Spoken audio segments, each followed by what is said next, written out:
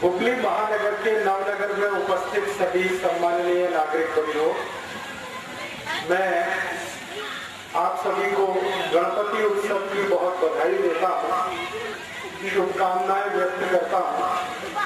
ईश्वर से प्रार्थना करता हूँ कि गणपति के स्थापना का कार्य जो आपने यहाँ किया है वो आगे भी इस तरह से नियमित रूप से चलता रहे। आप सब इस गणपति मंडल के भावना के साथ जुड़े रहें और भारत में एक महान राष्ट्रवादी चिंतक, विचारक और हमारे देश के नेता श्री लोकमान्य बाल गंगाधर तिलक ने जिस उद्देश्य से गणपति की स्थापना हमारे देश में कराई, वो उद्देश्य इस देश में पूरा हो, ऐसी मैं ईश्वर से प्रार्थना करता हूँ। आप सभी नागरिक बंधुओं से इस बात के लिए क्षमा मांगता हूँ कि मैं आपसे बहुत अच्छे से कन्नड़ भाषा में बात नहीं कर सकता, इसलिए कन्नड़ हिंदी मिलाकर आपसे मैं बात करूंगा। मुझे इस गणपति मंडल के आयोजन में जो विषय दिया है आपसे संवाद करने का, वो विषय है कि लोकमान्य श्री बाल गंगाधर तिलक ने गणपति आंदोलन या गणेशोत्सव का अभियान हमारे देश में क्यों चलाया, कैसे चलाया, उसका हमारे देश को क्या उपलब्धि हुई और आज हमारे देश में ये किस स्वरूप में स्थापित है। आप सभी जानते हैं कि भारत देश में गणेशोत्सव का सामाजिक रूप से जो आयोजन शुरू हुआ वो श्री लोकमान्य तिलक के बहुत प्रयासों के बाद हुआ। श्री लोकमान्य तिलक ने 1894 के साल में ये गणपति उत्सव का आयोजन शुरू किया। 1894 में श्री लोकमान्य तिलक ने इसको क्यों शुरू किया, कारण उसका क्या था, आधार उसका क्या था।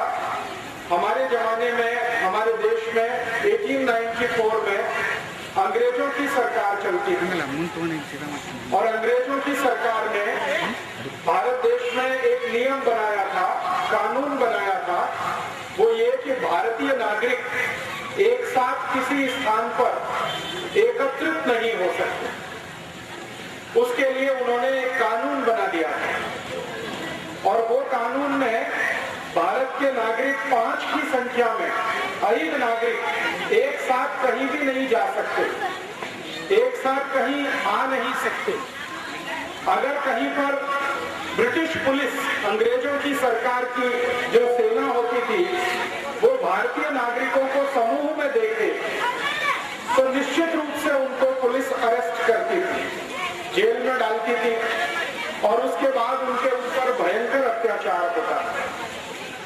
और वो अत्याचार आप कल्पना नहीं कर सकते, कोड़े मारने से लेकर हाथ के नाखून खींच लेने तक का अत्याचार अंग्रेजों की पुलिस किया करती थी। अंग्रेजों की सरकार थी, उन्हीं का कानून था, उन्हीं का नियम था। अदालत में जो जजेस होते थे वो भी अंग्रेज होते थे। अगर कोई भारतीय नागरिक अंग्रेजी पुलिस के अत्याचार के विरुद्ध कोई शिकायत करे तो अदालत में वो शिकायत सुनी नहीं जाती थी, क्योंकि जज अंग्रेज होता था। ऐसा माहौल पूरे देश में बना हुआ था। हमारे भारत देश में सन 1875 में 1875 में एक महान व्यक्ति हुए थे, श्री बंकिम चंद्र चट्टोपाध्याय जी। उन्होंने एक गीत लिखा था 1875 में, वो गीत का नाम वंदे मातरम। तो वंदे मातरम गीत को गाने पर भी अंग्रेज सरकार ने पाबंदी लगा रखी थी। भारतीय नागरिक यदि वंदे मातरम गीत गाएंगे तो अंग्रेजों की पुलिस उनको जेल में पकड़ के बंद कर देगी, ऐसा कानून था। तो एक साथ हम एकत्रित नहीं आ सकते थे, कोई सामूहिक कार्य कर नहीं सकते थे, वंदे मातरम गीत नहीं गा सकते थे। ऐसे कड़े प्रतिबंध हमारे देश पर अंग्रेजों ने लगाए हुए थे। और उस समय अंग्रेजों के खिलाफ जो भारत का आंदोलन था, स्वातंत्र आंदोलन था, उसके सबसे बड़े नेता थे श्री तिलक।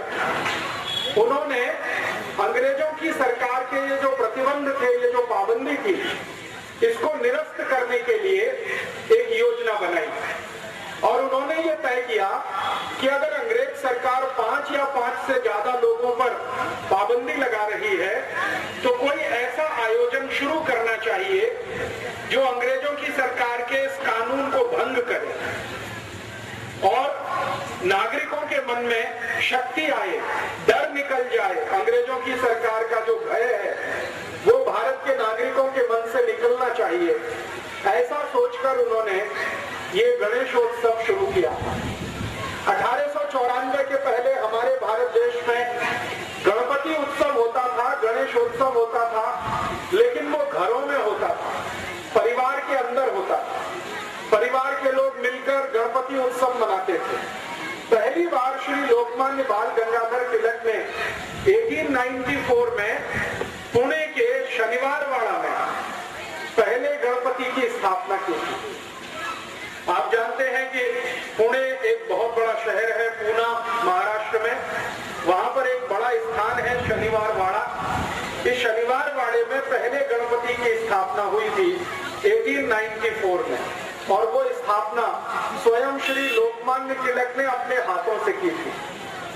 और उस स्थापना में एक गणपति मंडल उन्होंने बनाया था, शनिवारवाड़ा गणेश मंडल। वो भारत का सबसे पुराना गणेश मंडल है। तो उस गणेश मंडल के कार्यकर्ताओं को उन्होंने एक संकल्प कराया था कि हम ये गणेशोत्सव का पर्व 10 दिन तक मनाएंगे। अंग्रेज पुलिस अगर हमें गिरफ्तार करेगी तो हम जेल में जाएंगे, लेकिन गणपति उत्सव को हम जरूर मनाएंगे। और ऐसे करके ये गणेशोत्सव की शुरुआत हमारे देश में हुई। और सौभाग्य से क्या हुआ, 1894 का पहला जो गणेशोत्सव शनिवारवाड़ा में हुआ तो अंग्रेज पुलिस थोड़ी परेशान हुई, क्योंकि जो गणेशोत्सव को मनाने वाले कार्यकर्ता थे उनको वो पकड़ नहीं सकते थे। कारण ये था कि वो धार्मिक गतिविधि में शामिल है। राजनीतिक गतिविधि में अगर वो शामिल होते, कोई पॉलिटिकल एक्टिविटी में होते तो पुलिस उनको अरेस्ट करती, लेकिन चूंकि वो धार्मिक गतिविधि में शामिल थे इसलिए अंग्रेज पुलिस ने उनको अरेस्ट नहीं किया और पूरे 10 दिन तक वो गणपति उत्सव चला। 1894 में 1894 में अक्टूबर 20 अक्टूबर से लेकर 30 अक्टूबर तक ये कार्यक्रम आयोजित हुआ था। श्री लोकमान्य तिलक ने हर दिन शाम को एक व्याख्यान वहां पर आयोजित किया था। स्वयं श्री लोकमान्य तिलक उस व्याख्यान में हाजिर रहते थे, खुद उसमें शामिल होते थे और बड़े बड़े वक्ताओं को वो उसमें बुलाया करते थे। एक दिन का व्याख्यान हुआ तो उसमें उन्होंने कलकत्ता से एक बहुत बड़े नेता को बुलाया। उनका नाम था श्री विपिन चंद्र पाल। 20 अक्टूबर 1894 के पहले व्याख्यान में विपिन चंद्र पाल वहां आए। 21 अक्टूबर का दूसरा व्याख्यान हुआ तो उसमें श्री लोकमान्य तिलक ने उत्तर भारत के एक बड़े नेता को बुलाया, श्री लाला लाजपत राय। वो 21 अक्टूबर को आए। फिर तीसरे व्याख्यान में उन्होंने, आपने नाम सुना होगा कि हमारे भारत देश में पुणे शहर में 3 महान क्रांतिकारी पैदा हुए एक भाई के रूप में। 3 भाई एक साथ एक ही परिवार में क्रांतिवीर के रूप में जन्म लिया। वो थे श्री चाफेकर बंधु।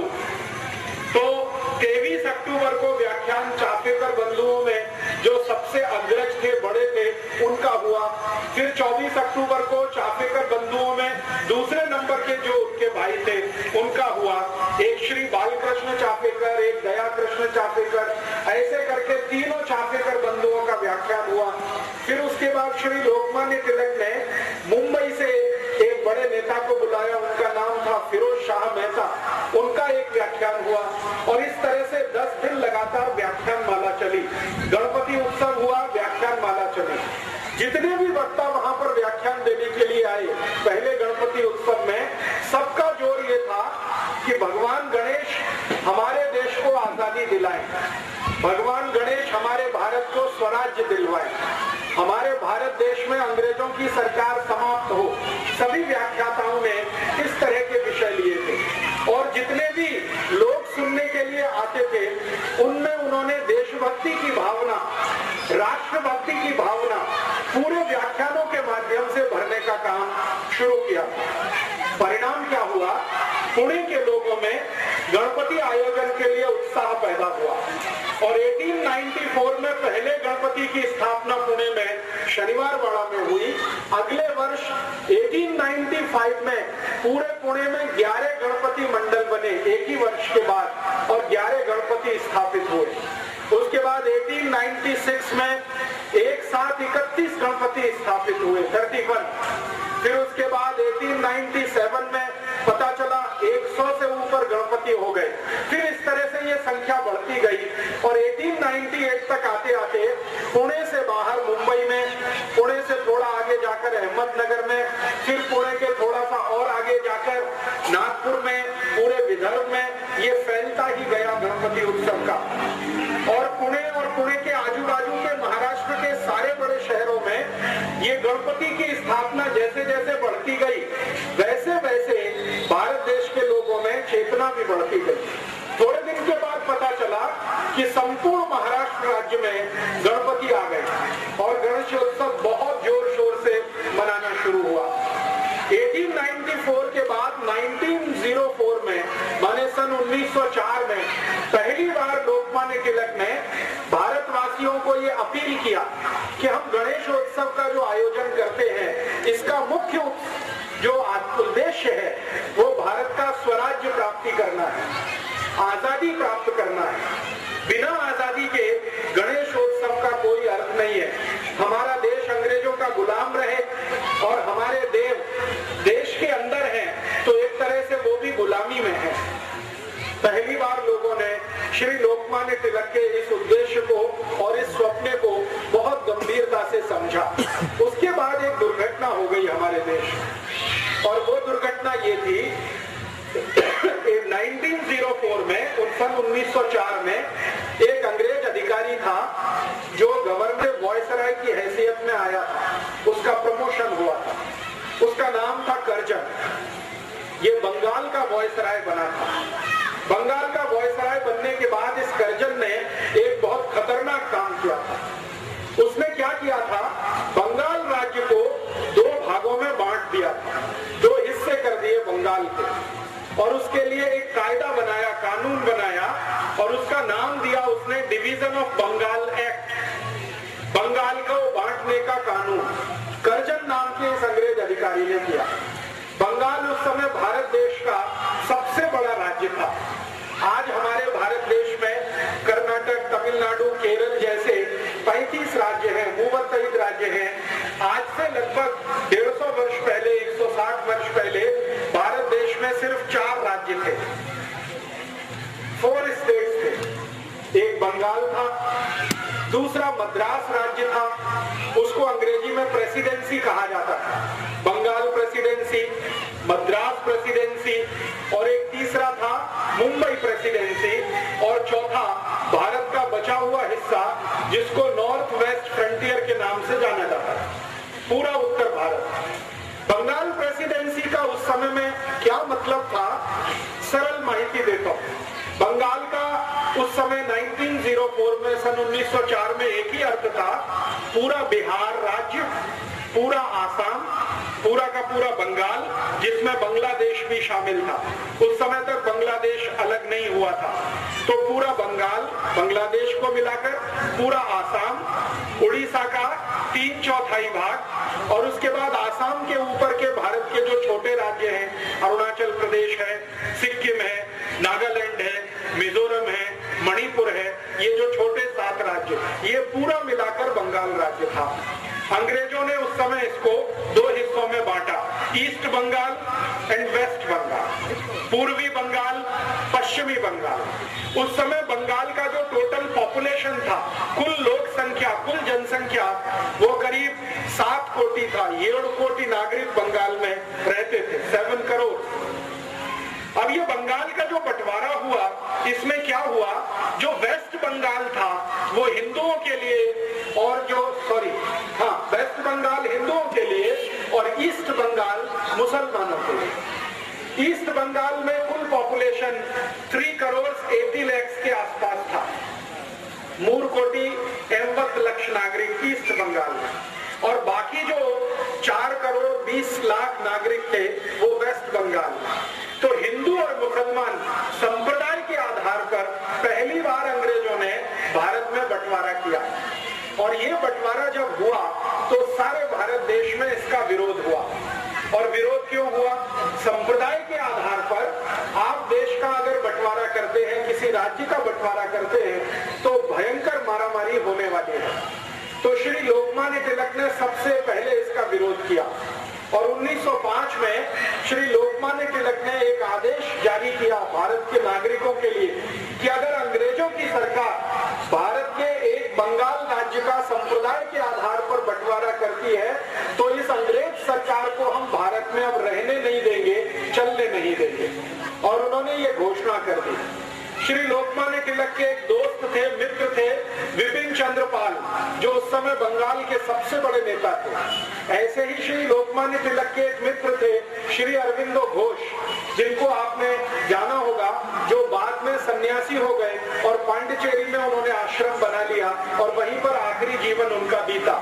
तो श्री अरविंदो घोष और विपिन चंद्र पाल, सुरेंद्र नाथ बनर्जी, उमेश चंद्र बनर्जी, व्योमेश चंद्र बनर्जी, ताराशंकर बंदोपाध्याय, ऐसे एक दो नहीं सैकड़ों सैकड़ों बंगाल के नेता श्री तिलक के पास मिलने के लिए पुणे में आए। और तिलक के सामने उन्होंने कहा कि अब हमें क्या करना चाहिए। श्री लोकमान्य तिलक ने कहा कि पूरे बंगाल में आपको श्री गणपति के नाम पर उत्सव शुरू करना चाहिए। तो जो नेता आए थे उन्होंने कहा कि हमारे राज्य में, बंगाल में गणपति उत्सव तो कोई मनाता नहीं है और गणेश जी को बंगाल में कोई ज्यादा प्रभाव भी नहीं है। तो लोकमान्य तिलक ने पूछा, फिर आप बताइए आपके यहाँ किसका प्रभाव है? तो उन्होंने कहा जो नवदुर्गा होती है, दुर्गा पूजा होती है, उसका बंगाल में बहुत असर है। तो श्री तिलक ने कहा कि ठीक है, मैं यहाँ महाराष्ट्र में गणेशोत्सव करता हूँ, आप बंगाल में दुर्गा उत्सव शुरू करिए और इसके साथ संगठन बनाइए और अंग्रेजों की सरकार के खिलाफ फिर हमें लड़ना है। तो इस तरह से श्री लोकमान्य तिलक के प्रयासों से पूरे बंगाल में 1905 से 1905 से दुर्गा उत्सव शुरू हुआ, जो आज तक चला आ रहा है और भारत के अनेक राज्यों में फैल गया है। तो बंगाल में दुर्गा उत्सव, महाराष्ट्र में गणेशोत्सव, ऐसा जब काम शुरू हुआ तो लाखों लाखों कार्यकर्ता श्री तिलक और विपिन चंद्र पाल के साथ इकट्ठे हुए। फिर इन कार्यकर्ताओं को लोकमान्य तिलक ने एक संदेश दिया कि गांव-गांव जाना, गली-गली जाना और अंग्रेजों की सरकार ने बंगाल का जो बंटवारा किया है हिंदू मुसलमान के आधार पर, इसका विरोध करना है। तो श्री तिलक के जो कार्यकर्ता होते थे वो पूछते थे कि आप बताइए विरोध का तरीका क्या है। तो श्री तिलक ने उन सबको बोल रखा था कि देखो, अंग्रेजों की सरकार भारत में तभी तक चलेगी जब तक अंग्रेजों का माल भारत में बिकेगा। आप जानते हैं कि अंग्रेजों की सरकार ईस्ट इंडिया कंपनी की मदद से चलती थी और ईस्ट इंडिया कंपनी की वस्तुएं भारत में बिका करती थी। तो श्री तिलक ने कहा कि ईस्ट इंडिया कंपनी की वस्तु जब तक भारत में बिकेगी अंग्रेजों को मुनाफा मिलेगा और जब तक उनको लाभ होगा तब तक वो भारत में सरकार चलाएंगे। तो हमें एक ही कार्य करना है कि गांव-गांव जाकर अंग्रेजी ईस्ट इंडिया कंपनी की जो चीज वस्तुएं बिकती हैं इनका बहिष्कार कराना है। और ऐसे करके 1905 में 1905 में स्वदेशी आंदोलन शुरू हुआ और वो बंगाल का जो विभाजन हुआ था उसके विरोध में शुरू हुआ। श्री तिलक ने पूरे बंगाल का प्रवास किया, छोटे छोटे गांवों में जाकर उन्होंने व्याख्यान दिए। तिलक के साथ अरविंदो घोष गांव-गांव गए। अरविंदो घोष के साथ ताराशंकर बंदोपाध्याय, बहुत बड़े साहित्यकार थे, वो गांव-गांव गए। श्री बंकिम चंद्र चट्टोपाध्याय जिन्होंने वंदे मातरम गीत लिखा, वो श्री लोकमान्य तिलक के साथ गांव-गांव गए और इस तरह से बहुत बड़े नेताओं की टीम तैयार हुई। उन्होंने पूरे बंगाल में स्वदेशी की लहर पैदा कर दी। परिणाम क्या हुआ कि ये स्वदेशी आंदोलन 1905 में 1905 में जो शुरू हुआ, 2 वर्ष के बाद इसका इतना असर था कि बंगाल में अंग्रेजी ईस्ट इंडिया कंपनी का सामान बिकना बंद हो गया, उनका कापड़ बिकना बंद हो गया। ईस्ट इंडिया कंपनी की उस समय भारत में शक्कर बिकती थी, शुगर, क्योंकि शुगर भारत में बनती नहीं थी, वो इंग्लैंड से आती थी, तो शुगर बिकना बंद हो गया। और इस स्वदेशी आंदोलन का इतना असर हुआ पूरे बंगाल में कि जो मिठाई बनाने वाले लोग हैं, स्वीट्स बनाने वाले लोग, उन्होंने शक्कर इस्तेमाल करना बंद कर दिया, गुड़ से मिठाई बनाना शुरू किया। इतना प्रभाव था। उसके बाद हमारे भारत देश में उस समय ब्लेड नहीं बनता था, ये बात है 1905 की, 1905, ब्लेड नहीं बनता था, इंग्लैंड से ब्लेड आता था भारत में। तो जो सैलून चलाने वाले लोग होते थे वो अंग्रेजी ब्लेड का उपयोग करते थे। श्री लोकमान्य तिलक ने जब उनको अपील किया कि आप ये अंग्रेजी ब्लेड वापरना बंद कर दो, तो सभी सैलून चलाने वालों ने अंग्रेजी ब्लेड का बहिष्कार कर दिया। अब समस्या आई कि शेव कैसे करना, ब्लेड तो नहीं है, तो उन्होंने एक इंस्ट्रूमेंट बनाया जो आज तक इस देश में चलता है। हम लोग हिंदी में उसको उस तरह कहते हैं, कन्नड़ में क्या कहते हैं मुझे मालूम नहीं है, उसको बहुत अच्छे से शार्प करके उससे शेप बनाई जाती है, ब्लेड का उसमें इस्तेमाल नहीं होता। ये लोकमान्य तिलक ने शुरू कराया इस देश। उसके बाद हमारे भारत देश में उस समय डिटर्जेंट पाउडर नहीं बनता, हमारे भारत देश में डिटर्जेंट पाउडर नहीं बनता था, वो इंग्लैंड से इंपोर्ट होता था। तो श्री लोकमान्य तिलक ने लॉन्ड्री चलाने वालों को अपील किया कि अंग्रेजी डिटर्जेंट पाउडर इस्तेमाल नहीं करना है। तो भारत के लॉन्ड्री चलाने वाले सभी लोगों ने मिट्टी से कापड़ धोना शुरू कर दिया, जमीन की मिट्टी से। ये जो ब्लैक बॉटम सॉइल होती है, इसको इस्तेमाल करके कापड़ धोने का एक अभियान पूरे देश में शुरू हुआ।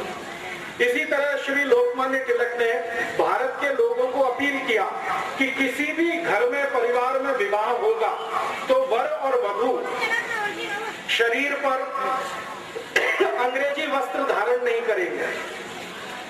तो कौन से वस्त्र धारण करेंगे?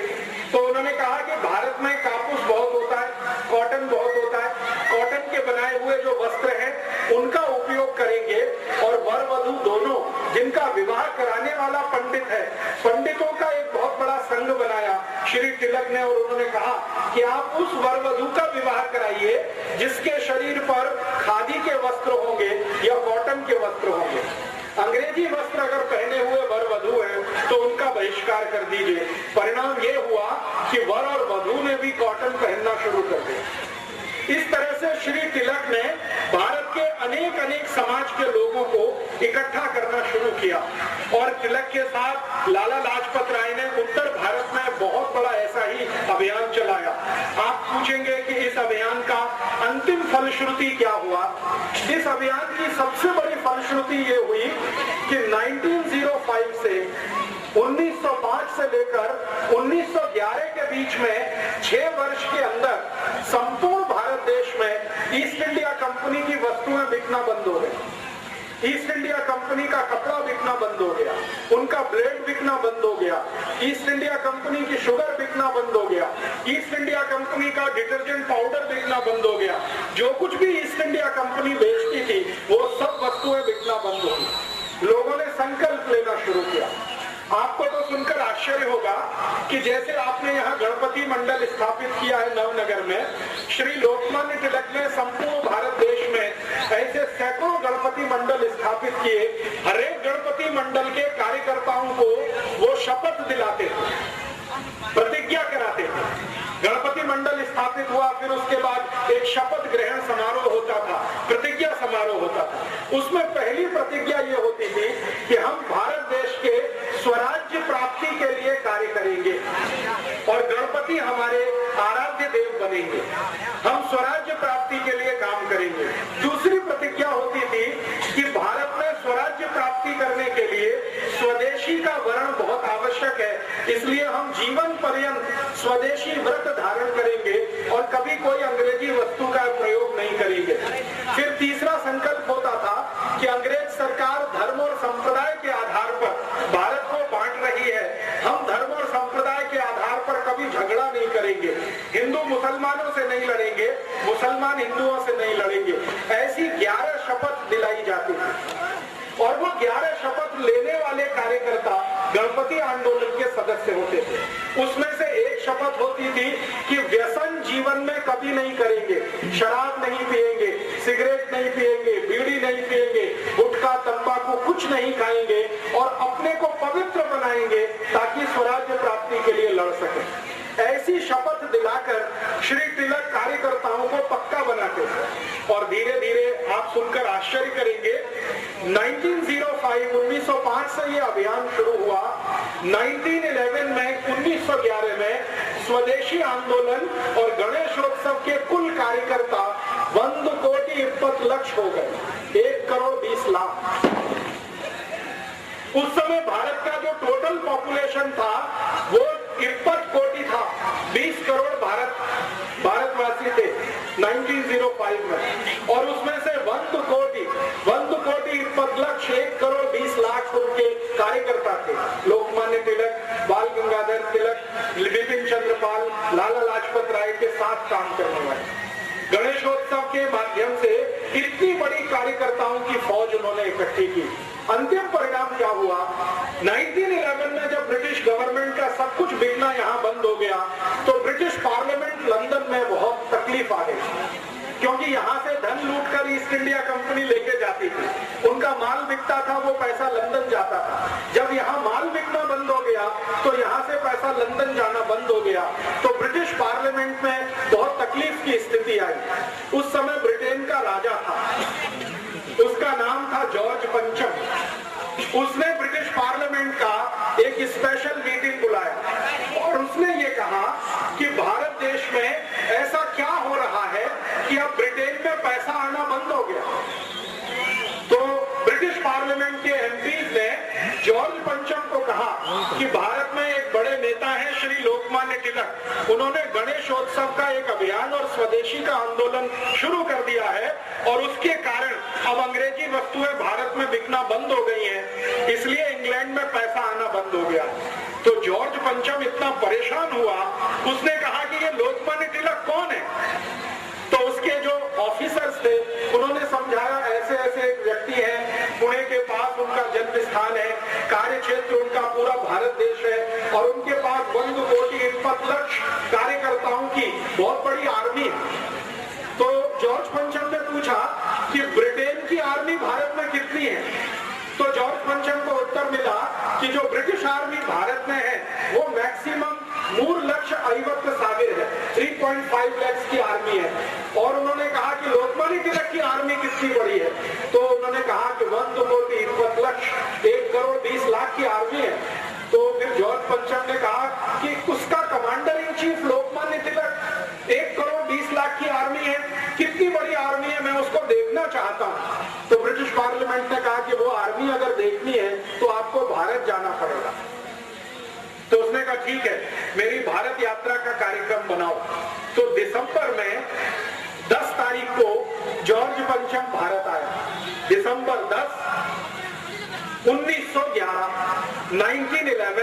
10 दिसंबर को जॉर्ज पंचम भारत आ गया, ये देखने के लिए कि स्वदेशी आंदोलन की, गणपति आंदोलन की आर्मी कितनी बड़ी है। उस जमाने में आप जानते हैं कि हवाई जहाज नहीं चलते थे, पानी के जहाज से यात्रा होती थी, शिप का आना जाना होता था।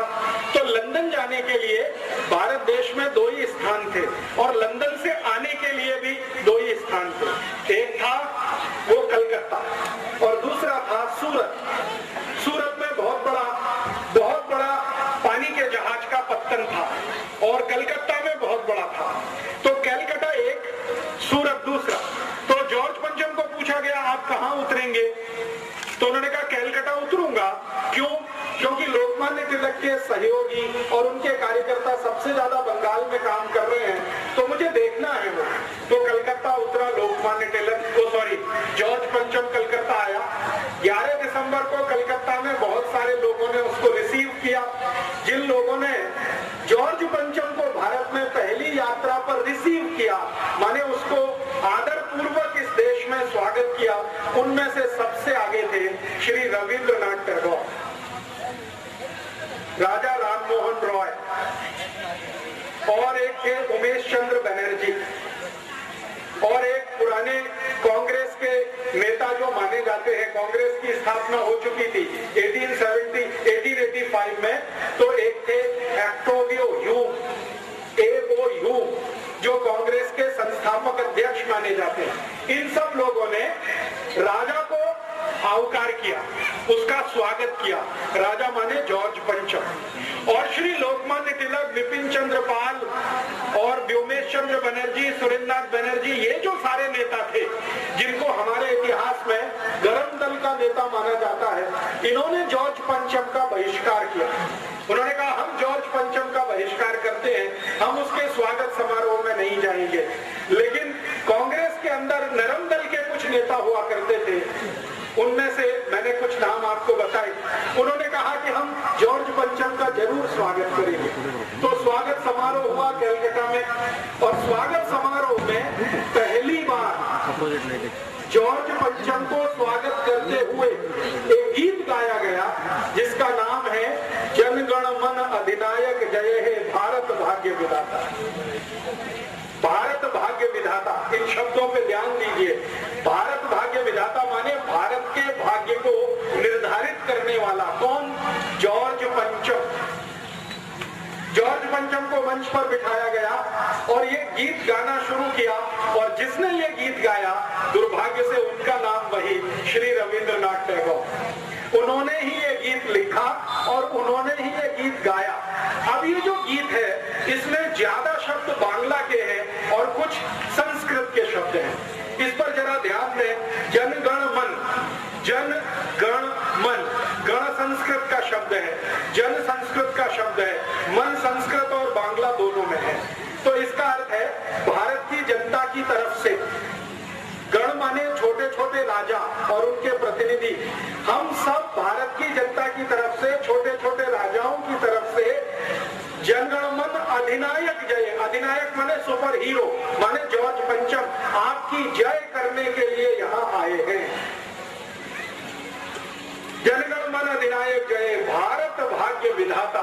भारत के आप भाग्य विधाता है, आपको भारत का भाग्य तय करना है क्योंकि आपके हाथ में सब कुछ है। फिर पंजाब, सिंध, गुजरात, मराठा, द्राविड़, उत्कल, बंग, ये भारत के अलग अलग हिस्से हैं जिनका नाम उन्होंने लिया। पंजाब, सिंध, गुजरात, मराठा, द्राविड़, उत्कल, बंग, विंध्य, हिमाचल, यमुना, गंगा, उच्छल जलधि तरंग, तब शुभ नामे जागे। भारत के ये सभी हिस्सों की, रीजन की तरफ से हम भगवान से प्रार्थना कर रहे हैं, तब शुभ नामे जागे, आपका नाम पूरे विश्व में हो, तब शुभ आशीष मांगे। हम भगवान से आपके लिए दुआएं कर रहे हैं, आशीष मांग रहे हैं। गाए तब जय गाथा, हम आपकी जय जयकार करते ही रहेंगे। जनगण मंगलदायक जय, भारत भाग्य विधाता। ये गीत गाया गया, और ये गीत गाया गया 24 दिसंबर 1911 को कलकत्ता में जॉर्ज पंचम का स्वागत समारोह करते हुए।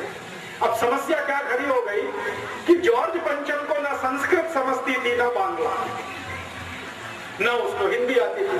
वो सुन तो लिया, उसने अपने पड़ोस में बैठे अंग्रेजों से पूछा ये क्या गाना गाया, तो अंग्रेजों ने उसका इंग्लिश ट्रांसलेशन करके उसको समझाया। जैसे ही उसको पता चला कि ये गाना जॉर्ज पंचम के सम्मान में गाया गया है और उसको भारत का भाग्य विधाता बताया गया है, वो इतना प्रसन्न हुआ, इतना खुश हुआ कि उसने लोकमान्य रविंद्रनाथ टैगोर को बुलाया और उनके पीठ पर ऐसे थपथपाया, बहुत अच्छा आपने गीत लिखा है। और अंग्रेजी में उसने कहा कि मेरी इतनी प्रशंसा तो मेरे देश में कोई नहीं करता है। इससे भी ज्यादा उसने एक मजाक की बात कही जो हमारे लिए बहुत शर्मनाक है। उसने कहा कि मेरी बीवी ने मेरी आज तक इतनी प्रशंसा नहीं की है, आपने तो उससे भी ज्यादा की। रविंद्रनाथ टैगोर गदगद हो गए, रविंद्रनाथ टैगोर गदगद हो गए। तो ये जो पंचम था, जॉर्ज पंचम, इसने अपनी डायरी में उनका नाम, पता, सब कुछ नोट किया। फोन उस समय होता नहीं था, नाम पता नोट किया, और ये कलकत्ता से चलकर फिर दिल्ली गया। जॉर्ज पंचम, यही जॉर्ज पंचम। दिल्ली में इसने एक बहुत बड़ा दरबार बुलाया और उसमें छोटे छोटे राजा महाराजा सब लोग आए। लेकिन दिल्ली में जो क्रांतिकारी थे, गरम दल वाले, लाला लाजपत राय वाले, वो नहीं गए, उन्होंने वहां भी बहिष्कार किया। तो दिल्ली में उस समय जो गवर्नर की हैसियत से एक अधिकारी होता था, उसको जॉर्ज पंचम ने पूछा कि भारत में मुझे वो आर्मी देखनी है लोकमान्य तिलक की। मैंने सुना है 1 करोड़ 20 लाख 1 करोड़ 20 लाख उसमें सोल्जर है, मुझे देखना है वो आर्मी कैसे काम करती है। तो दिल्ली का जो गवर्नर था उसने जॉर्ज पंचम को समझाया कि ये आर्मी है, बिना बंदूक वाली है, इनके पास कोई आर्म्स नहीं है, आर्मी विदाउट आर्म्स। उसने जो टाइटल बताया आर्मी विदाउट आर्म्स है ये, इनके पास कोई बंदूक नहीं है, इनके पास कोई तलवार नहीं है, इनके पास कोई तोप नहीं है, कोई मोर्टार नहीं है, कुछ नहीं है, लेकिन इनके पास जो दिल है, जो इनका हृदय है, वो इतना मजबूत है कि ये हमेशा भारत की आजादी और स्वराज्य की बात करते हैं। तो उसने पूछा कि इस आर्मी के कुछ नेताओं से मुझे मिलना है। तो गवर्नर ऑफ दिल्ली ने कहा कि इनका नेता तो लोकमान्य तिलक है और उन्होंने आपका बहिष्कार किया हुआ है, इसलिए वो तो आपको मिलने आने वाले नहीं है। आपको उनसे मिलने जाना हो तो मैं कोई व्यवस्था करूं। तो जॉर्ज पंचम कहने लगा कि भारत में ऐसा भी कोई आदमी है जिसको राजा बुलाए और वो राजा के पास ना जाए। उन्होंने कहा यहाँ तो एक नहीं, ऐसे करोड़ों हैं। आपको वो मानते ही नहीं कि आप राजा, वो कहते हैं आप इंग्लैंड के राजा होंगे, भारत का राजा तो एक ही है, वो हमारा गणपति बप्पा। लोकमान्य तिलक ने सब कार्यकर्ताओं को समझा रखा था कि राजा अपना एक ही है, वो है गणपति बप्पा। इसी के सामने झुकना, इसी को वंदन करना, इसी से आशीष मांगना और इसी से दुआ मांगना, बाकी हमारा कोई राजा नहीं, हमारा राजा गणपति है। तो जब गवर्नर ने यह सुना दिया कि वो तो आएंगे नहीं, उन्होंने बहिष्कार किया, वैसे करोड़ों है, अब आप जाना चाहो तो मैं व्यवस्था करता हूँ, पुणे जाना पड़ेगा आपको मिलने के लिए। तो पुणे के डिस्ट्रिक्ट मजिस्ट्रेट, जिला कलेक्टर को टेलीग्राम किया गया। पुणे का जिला कलेक्टर परेशान हो गया, वो टेलीग्राम लेके श्री लोकमान्य तिलक के घर गया। श्री लोकमान्य तिलक पुणे में ही रहते थे, शनिवार वाड़ा में ही उनका घर है, आज भी वो घर सुरक्षित है, आप जाके देख सकते हैं। पुणे का डिस्ट्रिक्ट कलेक्टर भागा भागा वो टेलीग्राम लेके श्री तिलक के पास गया और टेलीग्राम उनको दिखाया कि आपसे मिलने के लिए हमारा राजा जॉर्ज पंचम पुणे आना चाहता है, आप उनसे मिलेंगे। तो श्री लोकमान्य तिलक ने कहा मुझे राजा से मिलने की कोई गरज नहीं है, वो आपका राजा है, मेरा नहीं है, आप उसके नौकर हैं, आपको वो पगार देता, मुझे पगार नहीं देता, मुझे उससे मिलने की गरज नहीं है। तो कलेक्टर ने समझाया नहीं, वो आपको मिलने यहाँ आना चाहते हैं पुणे में। तो तिलक ने कहा कि फिर ठीक है, आप उनको यहाँ आने दो, मैं मेरे गांव चला जाता हूँ रत्नागिरी। श्री लोकमान्य तिलक का जन्म स्थान रत्नागिरी में है, आप जानते हैं, रत्नागिरी के पास एक छोटे से। तो मैंने कहा मैं मेरे गांव चला जाता हूँ। तो फिर कलेक्टर ने पूछा मेरी तो नौकरी चली जाएगी। तो उन्होंने कहा कि बहुत अच्छा है तुम्हारी नौकरी जाए, तुम्हारे राजा की नौकरी जाए, तुम यहाँ सब हिंदुस्तान छोड़कर चले जाओ, हमारा स्वराज्य हमें मिल जाए, मैं तो यही चाहता हूँ। तो कलेक्टर ने वापस टेलीग्राम कर दिया कि श्री लोकमान्य तिलक आपको मिलने को बिल्कुल इच्छुक नहीं है, तैयार नहीं है, अब क्या करना। तो अंग्रेज पुलिस को कहा गया कि आप लोकमान्य तिलक को अरेस्ट करो और अरेस्ट करके उनको जॉर्ज पंचम की सेवा में लेके आओ। तो श्री लोकमान्य तिलक के पास जब पुलिस ऑफिसर पहुंचा अरेस्ट करने के लिए, तो उन्होंने कहा कि मुझे अरेस्ट करने के लिए आप कानून बताओ, किस कानून से आप मुझे अरेस्ट कर सकते हैं। तो पुलिस ने कहा आप हमारे राजा को नहीं मिलना चाहते। तो उन्होंने कहा ये कोई अपराध नहीं है, ये कहीं भी किसी कानून की किताब में नहीं है। उस समय तक हमारे देश में जो कानून की किताब चलती थी उसका नाम था आईपीसी, इंडियन पिनल कोड, 1860 से ये चल गई थी। तो उन्होंने कहा आईपीसी का कौन सा प्रोविजन है जिसका मैंने वायलेशन किया है और आप मुझे गिरफ्तार कर रहे हैं। तो पुलिस ऑफिसर निरुत्तर हो गया, वो चुपचाप वापस गया और जॉर्ज पंचम को कह दिया गया कि ये व्यक्ति इतना पक्का है कि ये जो तय कर लेगा वही करेगा, ये आपसे मिलेगा नहीं। जॉर्ज पंचम बिना मिले वापस गया दिल्ली से, बिना मिले वापस गया। और भारत में उस समय कांग्रेस के अंदर यही एक तेजस्वी नेता थे श्री तिलक, जिन्होंने जॉर्ज पंचम से मिलने को मना कर दिया। बाकी जो कांग्रेस के नेता नेता थे, मैंने नाम लिया, रविन्द्रनाथ टैगोर थे, व्योमेश चंद्र बनर्जी थे, उमेश चंद्र बनर्जी थे, एक गोपाल कृष्ण गोखले थे, ये सब जॉर्ज पंचम को सलामी देके आए। तिलक नहीं गए, लाला लाजपत राय नहीं गए, विपिन चंद्र पाल नहीं गए। जॉर्ज पंचम को तिलक का नहीं मिलना इतना अंदर तक चोट पहुंचाया कि जब जॉर्ज पंचम वापस जा रहा था दिल्ली से, उसने कहा अब तो मुझे वापस जाना है, तो दिल्ली से कलकत्ता, कलकत्ता से फिर पानी के जहाज से लंदन। तो जॉर्ज पंचम ने कहा कि ऐसा कोई व्यक्ति भारत में है जो मुझे मिलने से मना कर सकता है और किसी कानून के आधार पर हम उसे अरेस्ट भी अभी नहीं कर सकते, तो ऐसे व्यक्ति की मांग क्या है?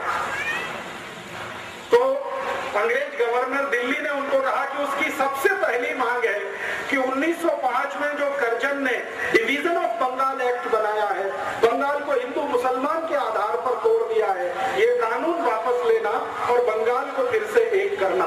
तो जॉर्ज पंचम ने गवर्नर को कहा कि ऐसे वीर बहादुर पराक्रमी व्यक्ति का थोड़ा तो सम्मान करो और ये बंगाल का बंटवारा रद्द करो।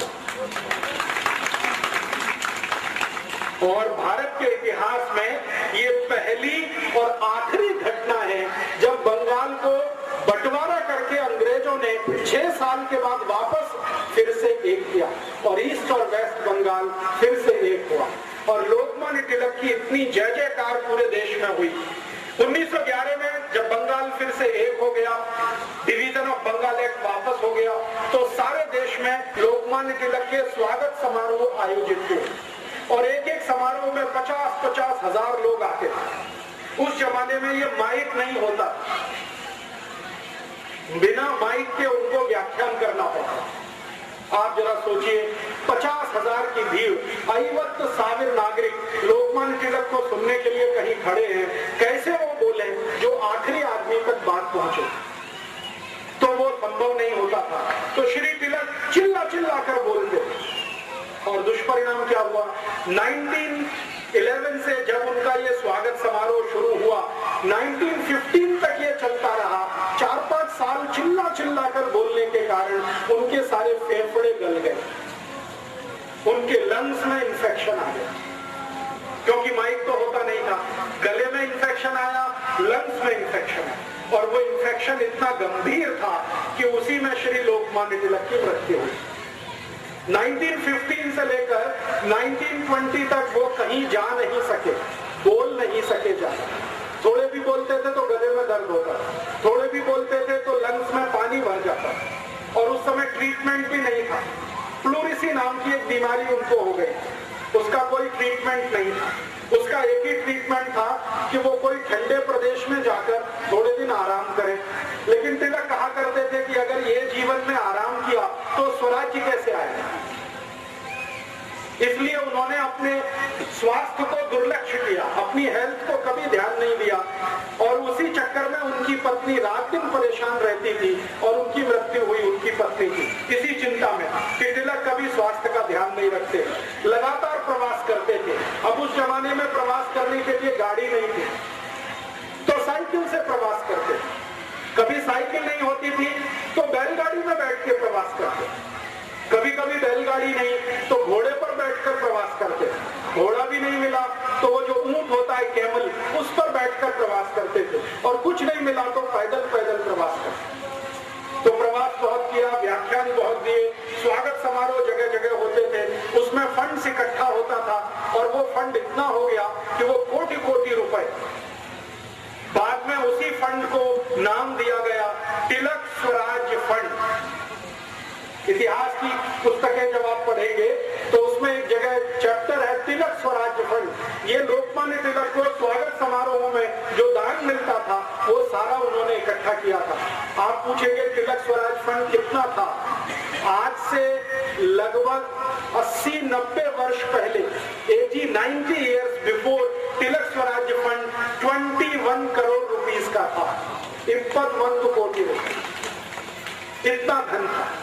आज के हिसाब से अगर आप इसको जोड़ना चाहें तो इसमें 300 का मल्टीप्लिकेशन करना, क्योंकि 1920 का 1 रुपए, 1 रुपया 2007 के 300 रुपीस के बराबर है।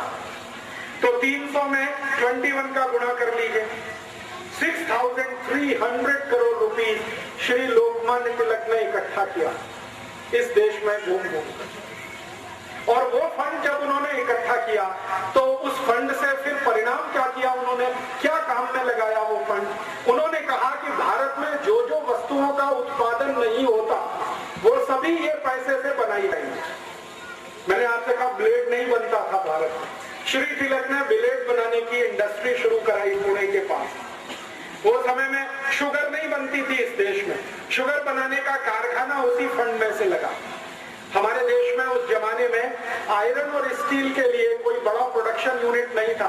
तिलक ने भारत देश के एक बड़े उद्योगपति जिनका नाम था जमशेद जी टाटा, उनको एक दिन अपने घर बुलाया और कहा कि भारत को स्टील की जरूरत है, आप स्टील बनाना शुरू करिए, हम इंग्लैंड से स्टील नहीं खरीदेंगे। तो टाटा, जमशेद जी टाटा ने श्री लोकमान्य तिलक के एक वाक्य पर पूरा टिस्को खड़ा कर दिया। टाटा स्टील कंपनी वो तिलक ने खड़ी करवाई है इस देश में। बजाज ग्रुप को एक दिन तिलक ने बुलाया, जमनालाल बजाज को, और कहा कि हम इंग्लैंड से कापड़ आयात करते हैं, भारत में कपड़ा बनना चाहिए। खादी का तो बनता है, वो हाथ का है, लेकिन वो मोटा होता है, लोगों को बारीक कपड़ा पहनना है, महीन, तो आप उसके लिए मिल लगाइए। तो जमनालाल बजाज ने तिलक के कहने पर पहली मिल लगाई कलकत्ता। डालमिया जी को बुलाया एक दिन और कहा आप कुछ प्रोडक्शन में जाइए। डालमिया जी ने कहा ठीक है, हम भी भारत के। ऐसे भारत में 72 जो बिग बिजनेस हाउसेज हैं जो आज इस देश में एस्टेब्लिश हैं, टाटा है, डालमिया है, जमनालाल बजाज का बजाज ग्रुप है, ये सब की स्थापना करने में लोकमान्य तिलक की बहुत बड़ी भूमिका है। 1915 में श्री तिलक ने ये सब शुरू किया, 1920 तक वो ये करते रहे और 1 अगस्त 1920 को उनका स्वर्गवास हुआ। मैंने बताया गंभीर बीमारी थी प्लूरिसी की, लंग्स पूरे उनके खराब हो चुके थे, ज्यादा बोलने के कारण गला खराब हो गया था। उस समय उनकी मृत्यु हुई। मृत्यु से थोड़ा दिन पहले उन्होंने अपने सब कार्यकर्ताओं को बुलाया, उनको मालूम हो गया था कि अभी मुझे जाना ही पड़ेगा। तो उन्होंने कहा कि देखो मेरी मृत्यु होगी तो आप में से कोई रोना नहीं और कभी भी मेरे नाम पर आंसू बहाना नहीं। मैंने जिंदगी में कभी अंग्रेजों की गुलामी स्वीकार नहीं की है, तो आप भी मेरे पद चिन्हों पर चलना, आप भी अंग्रेजी गुलामी स्वीकार नहीं करें। आप स्वतंत्र हैं, भगवान आपको आगे भी स्वतंत्र बनाकर रखेगा। मेरे आदर्शों का खून नहीं करना, कोई रोएगा नहीं, मैं मरूंगा, खुशी के साथ मुझे विदा करना। और उन्होंने एक बहुत महत्वपूर्ण वाक्य कहा जो पूरे जीवन का सबसे बड़ा सच है। श्री तिलक ने अपने कार्यकर्ताओं को कहा कि देखो मृत्यु जो है जन्म से भी ज्यादा आसान है। ये बहुत गहरी बात है। उन्होंने कहा कि जन्म लेने में तो बहुत कष्ट होता है, ताई को भी होता है, मक्खन को भी होता है, लेकिन मृत्यु बहुत सहज है, बहुत आसान है, इसलिए उत्सव की तरह से इसको मनाना। और ये हुआ 1 अगस्त को सुबह जब उनकी अंतिम यात्रा निकली, प्राण उनके पूरे हुए, तो पूरा पुणे शहर, पूरा बंबई, पूरा भारत खड़ा हो गया। ऐसी अंतिम यात्रा इस देश में किसी की नहीं निकली। करोड़ों करोड़ों लोग उसमें शामिल, करोड़ों।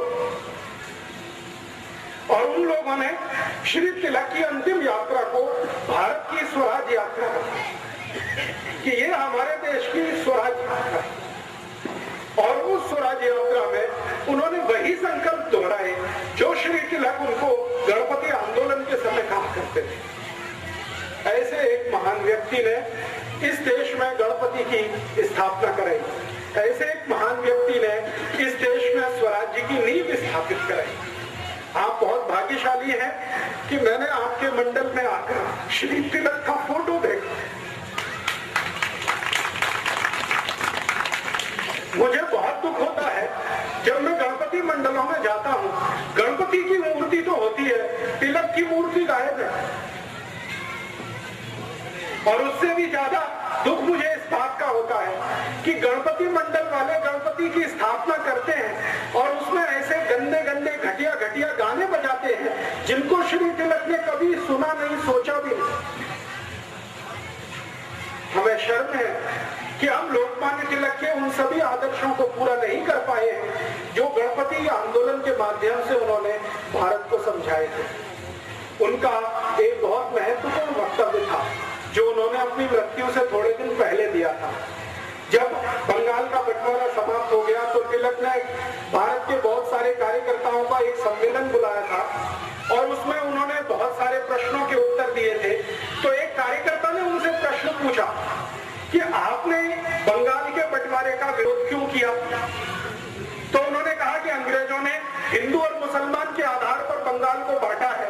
धर्म के आधार पर अगर ये बंटवारा भारत में होगा और आगे चलेगा तो ये भारत तो एक नहीं रहने वाला। और दूसरा एक खतरनाक काम हुआ था उसी समय, बंगाल का जो बंटवारा किया अंग्रेजों ने, उसके बाद जब बंगाल बंटवारा समाप्त हो गया, फिर से बंगाल एक करना पड़ा, तभी अंग्रेजों ने इस देश में एक ऐसा विष बीज बो दिया जिसका दुष्परिणाम हम आज तक भोग रहे हैं। वो विष बीज क्या था? अंग्रेजों ने एक संस्था बना दी इस देश में जिसका नाम है इंडियन मुस्लिम लीग। बंगाल का बंटवारा समाप्त करने के समय एक संस्था बना दिया इंडियन मुस्लिम लीग और यही संस्था का अध्यक्ष बाद में मोहम्मद अली जिन्ना बना। और अंग्रेजों ने उस संस्था को इतना विष भर दिया कि जो बंगाल का बंटवारा उन्होंने हिंदू मुसलमान के आधार पर किया था, उस इंडियन मुस्लिम लीग ने भारत का बंटवारा हिंदू मुसलमान के आधार पर कर दिया। श्री तिलक अक्सर ये कहा करते थे कि अगर अंग्रेज बंगाल का बंटवारा करने में सफल हो गए हिंदू मुसलमान के आधार पर, तो एक दिन भारत का भी ये बंटवारा कर देंगे हिंदू मुसलमान के आधार पर। ये उनको पता चलता है। 1915 में उनको 1947 दिखाई देता। इतनी उनकी दूरदृष्टि थी तिलक की। वो ये कहा करते थे कि अगर अंग्रेजों ने ये सफलतापूर्वक चला दिया तो भारत को एक रखना मुश्किल हो जाएगा, ये देश के टुकड़े टुकड़े अंग्रेज कर देंगे हिंदू मुसलमान के आधार। इसलिए उन्होंने बंगाल बंटवारे का विरोध किया। लेकिन श्री तिलक की मृत्यु के बाद इस देश में ऐसा दुष्चक्र चला कि गरम दल के जितने भी बड़े नेता थे, तिलक तो उनके सबसे बड़े लीडर थे, श्री लाला लाजपत राय, वो लाठी कांड में मारे गए। आप जानते हैं 1927 में साइमन कमीशन का विरोध करते। भगत सिंह को 1931 में फांसी हो गई। मदन लाल ढींगरा को 1909 में फांसी हो गई।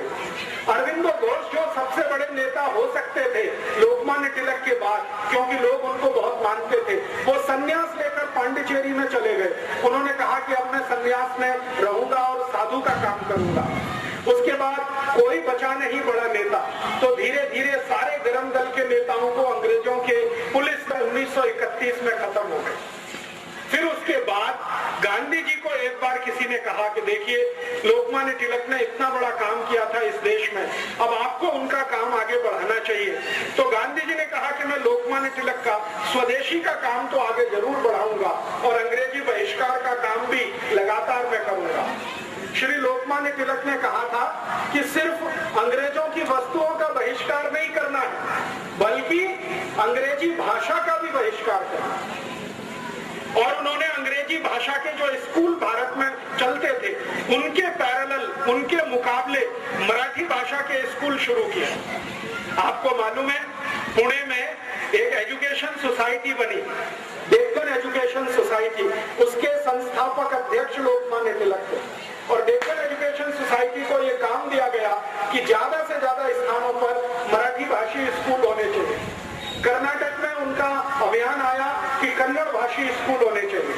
उत्तर भारत में अभियान था हिंदी भाषी स्कूल होने चाहिए। तो भाषा के स्तर पर स्वदेशी, भूषा के स्तर पर स्वदेशी, भोजन के स्तर पर स्वदेशी, वस्तुओं के स्तर पर स्वदेशी, ऐसी पूरी तिलक की कल्पना थी। हर स्तर पर स्वदेशी होना ही चाहिए। और तिलक इतने स्वदेशी के आग्रही थे कि कभी उन्होंने अपने वस्त्रों से समझौता नहीं किया। लंदन भी वो कई बार गए थे उपन्यास देने के लिए, लेकिन लंदन भी वो उसी पोशाक में जाते थे जिस पोशाक में आप उनको अंदर देखते। सिर पर वही पगड़ी, एक उनका झब्बा और धोती, लंदन भी उसी पोशाक में। आप जानते हैं कि लंदन में ठंडी बहुत होती है। दिसंबर, जनवरी, फरवरी -20 डिग्री सेंटीग्रेड टेम्परेचर होता है, फिर भी लोकमान्य तिलक धोती और अपना ये अंग वस्त्र में कुर्ता और ये सिर पर टोपी, इसके अलावा कुछ नहीं। बहुत अधिक हुआ हुआ तो कंबल लपेटते थे। तो लंदन में जो भारतवासी रहते थे उनमें से कई लोग उनको कहते थे कि आपको ठंडी नहीं लगती, तो उनका एक ही जवाब होता था कि मेरे शरीर में स्वराज्य की इतनी अग्नि जल रही है कि ठंडी कैसे लगेगी। और जब भी लोकमान्य तिलक को टोकने वाला कोई होता था लंदन में, तो उनमें से सबसे पहले व्यक्ति होते थे श्री विनायक दामोदर सावरकर। विनायक दामोदर सावरकर उस समय लंदन में ही थे और एक बहुत बड़ा इंडिया हाउस बनाया था। विनायक दामोदर सावरकर के एक सहयोगी थे श्री श्यामजी कृष्ण वर्मा। श्यामजी कृष्ण वर्मा, विनायक दामोदर सावरकर, इन लोगों ने लंदन में फंड्स इकट्ठा किया था और वो फंड से एक भवन बनाया था और उसका नाम था इंडिया हाउस। हिंदी में नाम था भारत भवन, लेकिन अंग्रेजों के यहाँ रजिस्ट्रेशन कराने के लिए नाम रखा था इंडिया हाउस। लोकमान्य तिलक जब भी लंदन गए तो वहां ठहरते थे इंडिया हाउस में। कारण क्या था कि भारत के जो भी क्रांतिकारी थे सभी के लिए वो घर के जैसा था। तो वहां पर बहुत सारे क्रांतिकारी रहते थे, अभ्यास करते थे और भारत में आकर क्या क्या काम करना है स्वराज्य के लिए उसकी योजनाएं बनाया करते थे। श्यामजी कृष्ण वर्मा लोकमान्य तिलक को कई बार कहते थे कि आपको लंदन में ठंड लग जाएगी, हमें आपकी बहुत जरूरत है। तो लोकमान्य तिलक वही उत्तर देते थे कि स्वराज्य की गर्मी इतनी है, ठंड कैसे लगेगी। तो ऐसे व्यक्ति हमारे देश की राजनीति में होते और जितने समय वो रहे इस देश में उन्होंने अद्भुत काम किए। 2 बड़े अखबार जीवन भर वो निकालते रहे अपनी मृत्यु तक। एक अखबार का नाम था केसरी, आप सभी जानते हैं, वो मराठी में निकलता था। केसरी अखबार में ऐसे अग्रलेख वो लिखा करते थे श्री तिलक कि लोग पढ़े तो उनके अंदर खून जले, ऐसी भाषा उनकी होती थी। और भारत के पहले अखबारों में उसकी गिनती होती थी केसरी, जो उस समय 53,000 बिकता था। 53,000 उसका कॉपी बिकती थी और एक कॉपी को 10 से 12 लोग पढ़ते। माने हर दिन भारत के 5.25 लाख से ज्यादा 5,30,000 के माध्यम से, गणपति उत्सव के माध्यम से सारे देश में एक अभिनव क्रांति जो उन्होंने शुरू की, उसी का परिणाम था कि गांधी जी जैसे व्यक्ति को यह मानना पड़ा कि मेरी गलती से मैंने गोपाल कृष्ण गोखले को अपना गुरु बनाया था, लेकिन अगर तिलक जीवित हो तो मैं कहना चाहता हूं कि अब मैं आपको अपना गुरु मानता हूं। ये 1930 में गांधी जी ने कहा। आप जानते हैं कि गांधी जी 1914-15 में भारत जब आए तो सबसे पहले वो गोपाल कृष्ण गोखले जी के घर गए थे मुंबई में।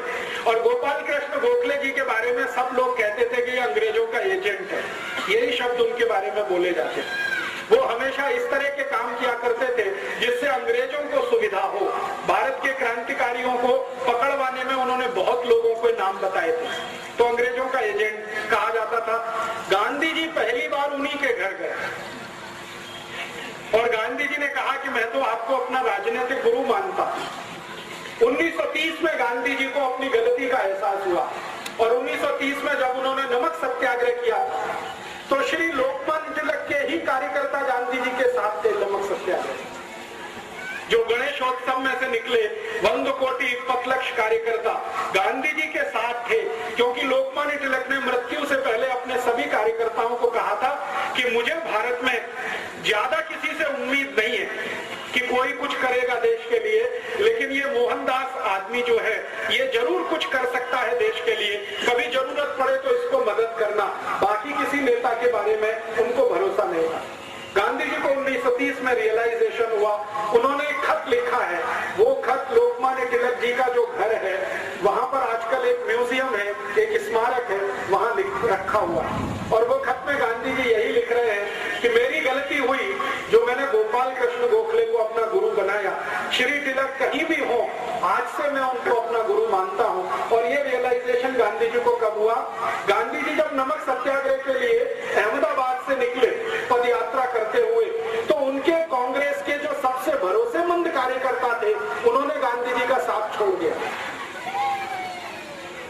गांधी जी को जिस पर सबसे ज्यादा भरोसा था पंडित जवाहरलाल नेहरू, उन्होंने गांधी जी का साथ छोड़ दिया। पंडित मोतीलाल नेहरू, उन्होंने गांधी जी का साथ छोड़ दिया। गोपाल कृष्ण गोखले तो तब जीवित नहीं थे, लेकिन उनके परिवार के लोगों ने गांधी जी से किनारा कर लिया। और गांधी जी ने जब नमक सत्याग्रह के लिए अहमदाबाद आश्रम छोड़ा तो मात्र 72 कार्यकर्ता उनके साथ थे, ओनली 72।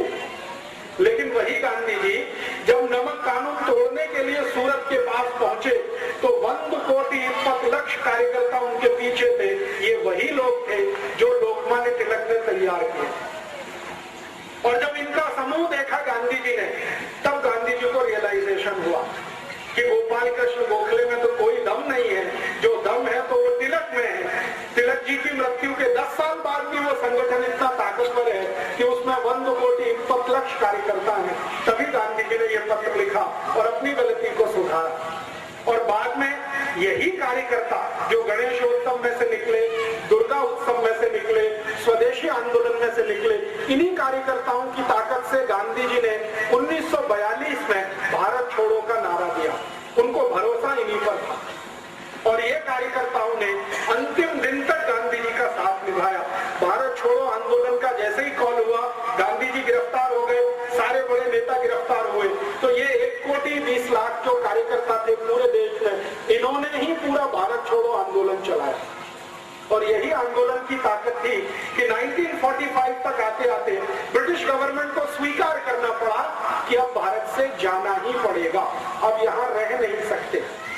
और ये कार्यकर्ता कैसे कैसे काम करते थे। ये जो स्वदेशी के अभियान के कार्यकर्ता थे, ये ब्रिटिश आर्मी में ज्वाइन हो गए, कार्यकर्ता आर्मी में चले गए, वो ब्रिटिश नेवी में ज्वाइन हो गए और ब्रिटिश नेवी और आर्मी में ज्वाइन होकर अंदर से रिवोल्ट करा दिया। आप जानते हैं 1944-45 में बंबई में ब्रिटिश नेवी में रिवोल्ट हो गया था, बगावत हो गई। और उस रिवोल्ट का दुष्परिणाम था कि ब्रिटिश पार्लियामेंट ने तय किया कि अभी भारत में रहना मुश्किल, तो सेना में बगावत करा दी। ऐसे स्वदेशी के पक्के और कट्टर कार्यकर्ता श्री तिलक ने तैयार किए और यही सब लोगों की ताकत से 15 अगस्त 47 को भारत आजाद तो हुआ, लेकिन आप जानते हैं खंडित भारत आजाद हुआ। मुस्लिम लीग जो बना दिया अंग्रेजों ने, वही मुस्लिम लीग भारत में ऐसा विश्व वृक्ष बन गया कि उन्होंने पाकिस्तान अलग करा ही लिया।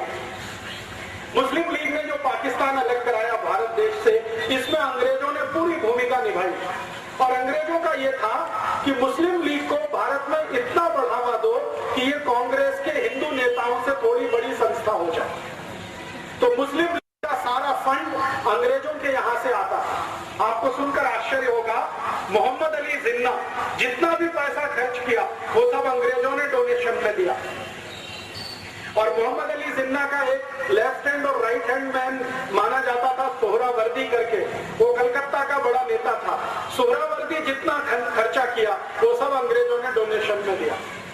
अंग्रेजों का एक अखबार निकलता था इस देश में जो अभी भी निकलता है, उसका नाम था the times of India.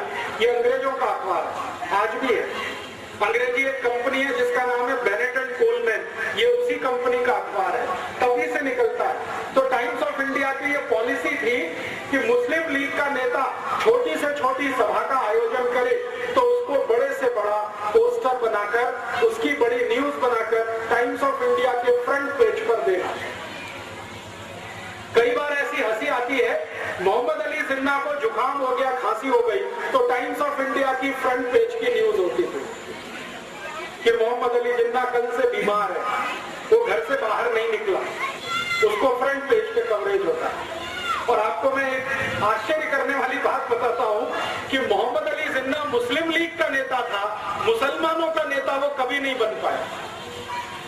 Muslim league एक संगठन था, उसका नेता था, मुसलमानों ने उसे अपना नेता कभी नहीं माना। आप जानते हैं कारण क्या था? कारण सबसे बड़ा ये था कि मोहम्मद अली जिन्ना रोज हंडी मांस खाता था। हंडी मांस समझते हैं, पोर्क, और मुसलमान उसको अपना नेता मान नहीं सकते जो हंडी मांस खा। दूसरी समस्या थी कि मोहम्मद अली जिन्ना रोज शराब पीता था, मुसलमानों में शराब वर्जित है, हंडी मांस वर्जित है, शराब वर्जित है। और तीसरा, मोहम्मद अली जिन्ना का जो मुख्य धंधा था वो ब्याज पर पैसे उठाने का धंधा था उसका। मुस्लिम धर्म में इसको भी स्वीकार्य नहीं है। इसलिए मुसलमान उसको अपना नेता कभी नहीं मानते। आपको सुनकर आश्चर्य होगा, एक बार ये जिन्ना लाहौर में मुसलमानों की एक सभा में चला गया तो मुसलमानों ने मंच पर चढ़कर इसका मुंह काला कर दिया और एक गधे पर बिठाकर उसका सर्कस निकाला पूरे लाहौर में। उसके बाद हिम्मत नहीं पड़ी लाहौर जाने की, अखबारों में खूब छपा और जिन्ना को पूछा गया कि आपके मुसलमान ही आपको नेता नहीं मानते तो आप हैं किसके नेता? तो धीरे से उसने कहा कि मैं तो अंग्रेजों का नेता हूं, अंग्रेजों का बनाया हुआ नेता। अब आप जरा सोच सकते हैं, जिसको मुसलमानों ने नेता नहीं माना उस व्यक्ति की ताकत इतनी कैसे हो गई कि उसने पाकिस्तान बना दिया इस देश। कभी तो मन में ये विचार आएगा आपके। बहुत दिन में ये सोचता रहा कि जो मुसलमानों का नेता कभी हुआ नहीं, 10 लोगों ने जिंदगी में कभी उसका भाषण सुना नहीं, वो इतना ताकतवर कैसे हुआ कि उसने भारत से एक अलग हिस्सा पाकिस्तान बना दिया। बात ये है और सच्चाई है जो मैं आपको बोलकर जाना चाहता हूं, और ये सच्चाई सुनते समय किसी के दिल को दुखा हुआ हो तो मैं क्षमा मांगता हूं कि ये जो पाकिस्तान बना उसमें मोहम्मद अली जिन्ना की भूमिका इतनी बड़ी नहीं थी, उससे ज्यादा बड़ी भूमिका लेडी माउंटबेटन की थी। एडविना माउंटबेटन का नाम आप जानते हैं, नहीं जानते तो जान लीजिए। वो भारत का अंतिम अंग्रेज अधिकारी जिसका नाम था लुइस माउंटबेटन, उसकी पत्नी थी एडविना माउंटबेटन। ये पाकिस्तान बनाने का सबसे बड़ा कारण वो एडविना थी। आप जानते हैं वो क्या खेल खेला उसने? एडविना माउंटबेटन लंदन के हैरिस कॉलेज में पढ़ती थी जिसमें ये जिन्न पढ़ा करता, और उसी कॉलेज में भारत के पहले प्रधानमंत्री पंडित जवाहरलाल नेहरू भी पढ़ते। हैरिस कॉलेज में 3 लोग पढ़ते थे साथ में एक ही क्लास में ध्यान देना, जिन्ना मोहम्मद अली, पंडित जवाहरलाल नेहरू और एडविना। उस समय वो माउंटबेटन नहीं थे, शादी उसकी बाद में हुई। तो एडविना, जिन्ना और नेहरू एक ही क्लास में पढ़ते थे, और रिकॉर्ड्स और दस्तावेज बताते हैं कि एडविना से दोनों लगे हुए थे। ये डॉक्यूमेंट्स बताते हैं।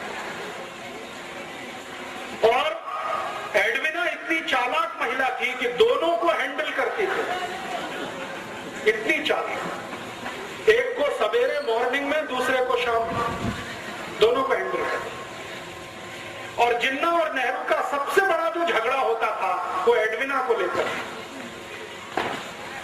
ये झगड़ा वहां से शुरू हुआ, हैरिस कॉलेज से।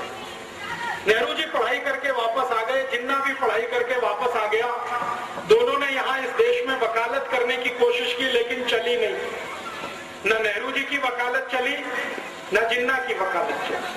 दोनों बैरिस्टर थे, उनको जिंदगी में कभी कोई केस ही नहीं मिला लड़ने के लिए। कारण समझते हैं? कारण बिल्कुल स्पष्ट है कि केस उसको मिलता है जिसके जीतने की संभावना होती है। नेहरू जी के बारे में सब जानते थे कि इसको कोई दम नहीं है जो जीत पाएगा एक भी केस। तो वकालत चली नहीं, तो नेहरू जी कांग्रेस में ज्वाइन हो गए। उनके पिताजी ने उनको कांग्रेस में डाल दिया। पिताजी का सपना था कि मैं नहीं तो मेरा बेटा कोई ना कोई दिन देश के बड़े पद पर आना। उसके लिए मोतीलाल नेहरू ने एक पार्टी बनाई जिसका नाम था स्वराज्य पार्टी, और अंग्रेजों से उन्होंने तालमेल करके इस देश में सरकार बनाने का काम भी किया। और उनका ये कैलकुलेशन था मोतीलाल जी का कि एक न एक दिन अंग्रेज भारत से जाएंगे, मेरी स्वराज पार्टी और अंग्रेजों के बीच कोई समझौता हो जाए तो सत्ता का हस्तांतरण स्वराज्य पार्टी को होगा और नेहरू देश का प्रधानमंत्री बने। इस हिसाब से उन्होंने खेल खेला, और उसी खेल में थोड़े दिनों में एडविना भी आ गई। जब अंतिम समय आया, लुइस माउंटबेटन को ब्रिटिश पार्लियामेंट से भेजा गया, तो लुइस माउंटबेटन को भारत भेजने से पहले उसकी शादी एडविना के साथ कराई गई, क्योंकि अंग्रेज खुफिया पुलिस थी। उनको मालूम था कि नेहरू और जिन्ना की वीकनेस क्या है, कमजोरी क्या है। अंग्रेजों की खुफिया पुलिस हर हिंदुस्तानी बड़े नेता पर नजर रखती थी। तो अंग्रेजों की खुफिया पुलिस की रिपोर्ट के आधार पर एडविना को भेजा गया माउंटबेटन के साथ, और माउंटबेटन को कहा गया कि तुम इसको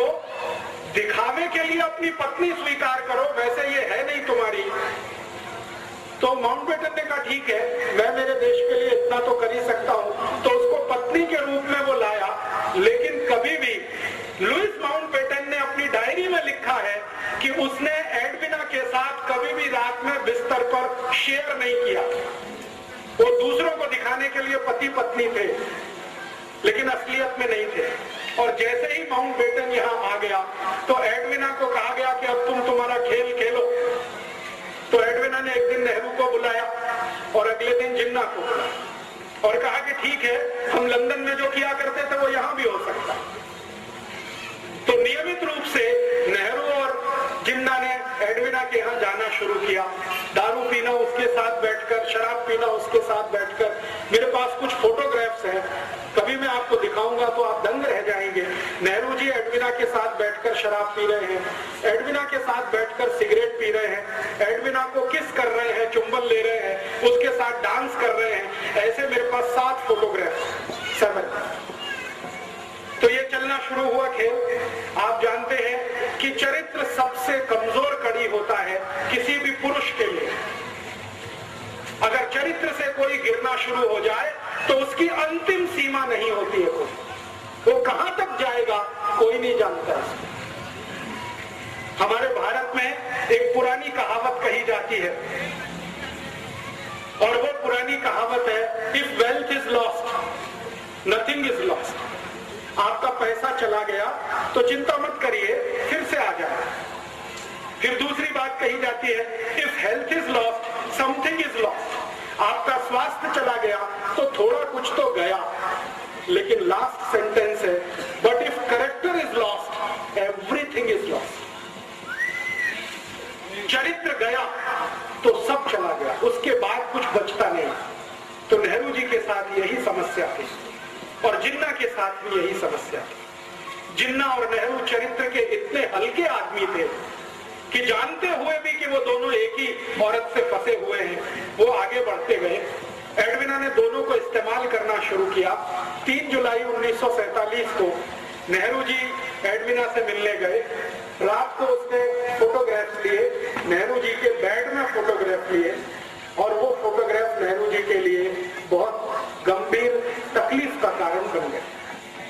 एडविना ने एक दिन वो फोटो दिखाए नेहरू जी को कि देखिए आपके फोटोग्राफ्स मेरे पास है। और वो फोटोग्राफ्स क्या है जो मैंने आपको बताया। अगर ये रिलीज कर दिया जाए पूरे भारत में तो आपकी क्या हैसियत होगी और आपको जो सबसे आगे बढ़ाने वाला व्यक्ति है महात्मा गांधी, उनकी क्या हालत होगी। तो नेहरू जी ने एडविना को पूछा कि आखिर तुम चाहती क्या हो। तो उसने कहा कि एक पेपर है, उस पर आप साइन कर दीजिए। तो नेहरू जी ने कहा वो पेपर क्या है। तो उनका पेपर है कि भारत का बंटवारा करना है, हिंदू और मुसलमान के आधार पर करना, आप इसको साइन कर दीजिए। तो नेहरू जी ने कहा कि मेरी कांग्रेस वर्किंग कमेटी से पूछ लेता हूं। तो एडविना ने कहा इतना वक्त नहीं है मेरे पास, आप साइन करते हैं या कल ये फोटोग्राफ टाइम्स ऑफ इंडिया में छपते हैं।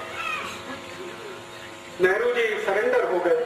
रात को 3 बजे 3 जुलाई 1947 रात को 3 बजे उन्होंने भारत पाकिस्तान बंटवारे के पेपर्स पर साइन किए।